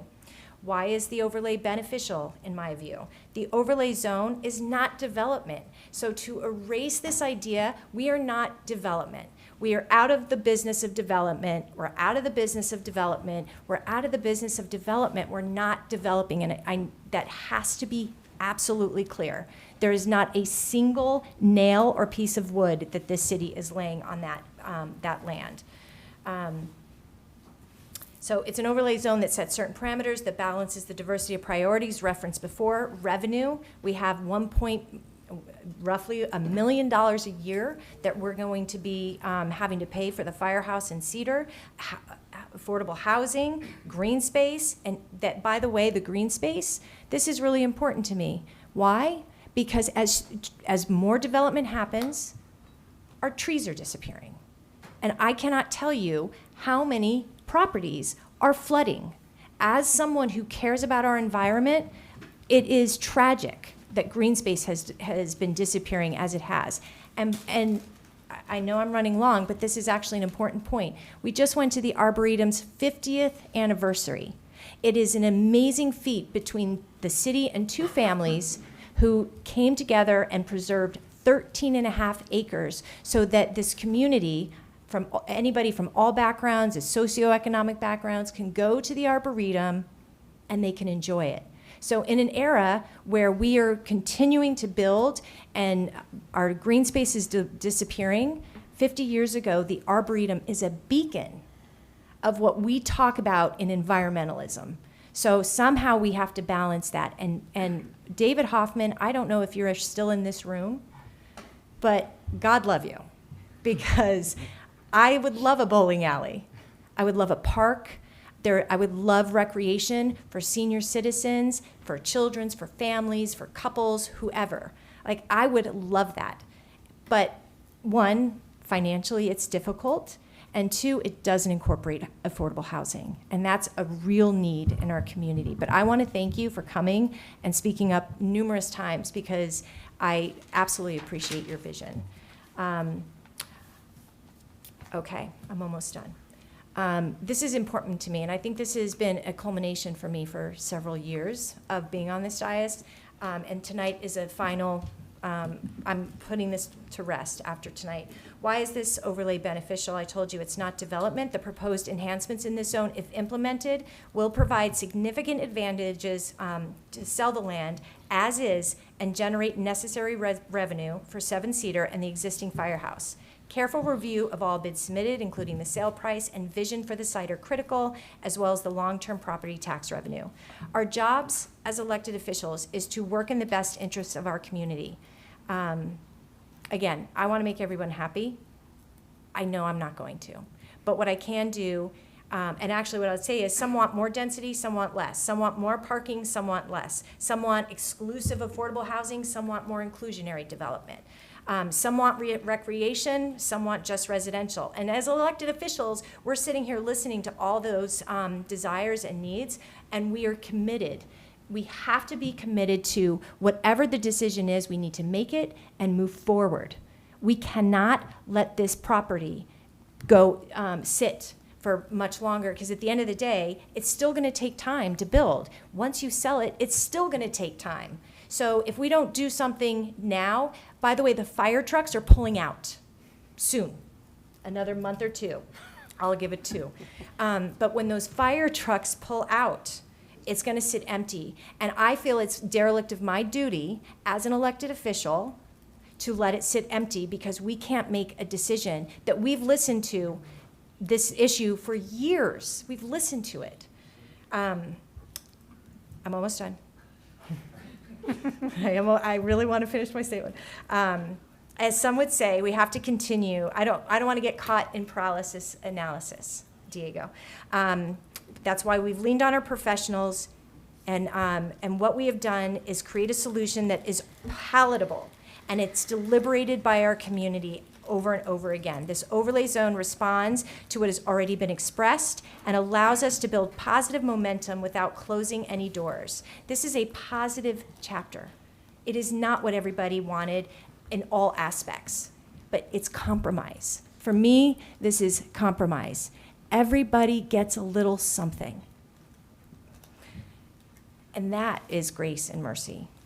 Public participation has been and will continue to be a crucial part of this process. Members of the as Mr. Behrens has said, there's going to be moments for public input, and I can't thank everybody enough for the continued engagement and commitment to making Summit a better place always.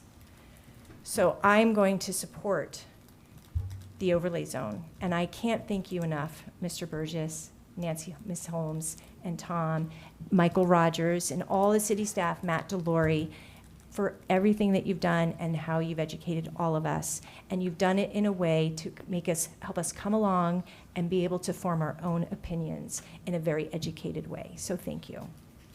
Okay. So with that said, give me 1 second. Sorry. I just have to find it. While you're looking, may I? Oh, yes, Mayor, please. Thank you. I want to reiterate again to thank everybody that came to speak tonight, and also to thank our professionals. Again, I know this was a lot of work, but I know that, I trust that what you say is that it's a well thought out, really well planned overlay zone that accomplishes a balance of competing interests. And so I'm very appreciative. And lastly, I think the sooner we sell the properties and somebody comes and wants to build units, the sooner we get existing affordable units. That's the math in my head, so, thank you. Okay, wonderful. Okay, Madam Clerk. So, yep, Madam Clerk, please read the ordinance for final consideration. Ordinance number 24-3319, ordinance of the City of Summit, County of Union, New Jersey, amending Chapter 35 Development Regulations by creating a new Morris Broad Crossroads Overlay Zone District. Okay, Councilwoman Hamlet. I just put all my papers away.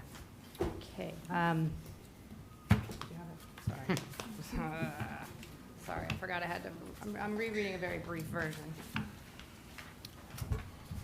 This is ordinance 24-3319, ordinance of the City of Summit, County of Union, New Jersey, amending Chapter 35 Developmental Regulations by creating a new Morris Broad Overlay Zone District. I would like to move this ordinance. Okay. For final For final consideration. Final consideration. Second. Wonderful. Roll call, Madam Clerk. Mr. Boyer? Yay. Ms. Hamlet? Aye. Mr. Miniger? Nay. Mr. Pulaski? Aye. Mr. Smallwood? Aye. Mr. Vartan? Nay. President Allen? Aye. Motion carries.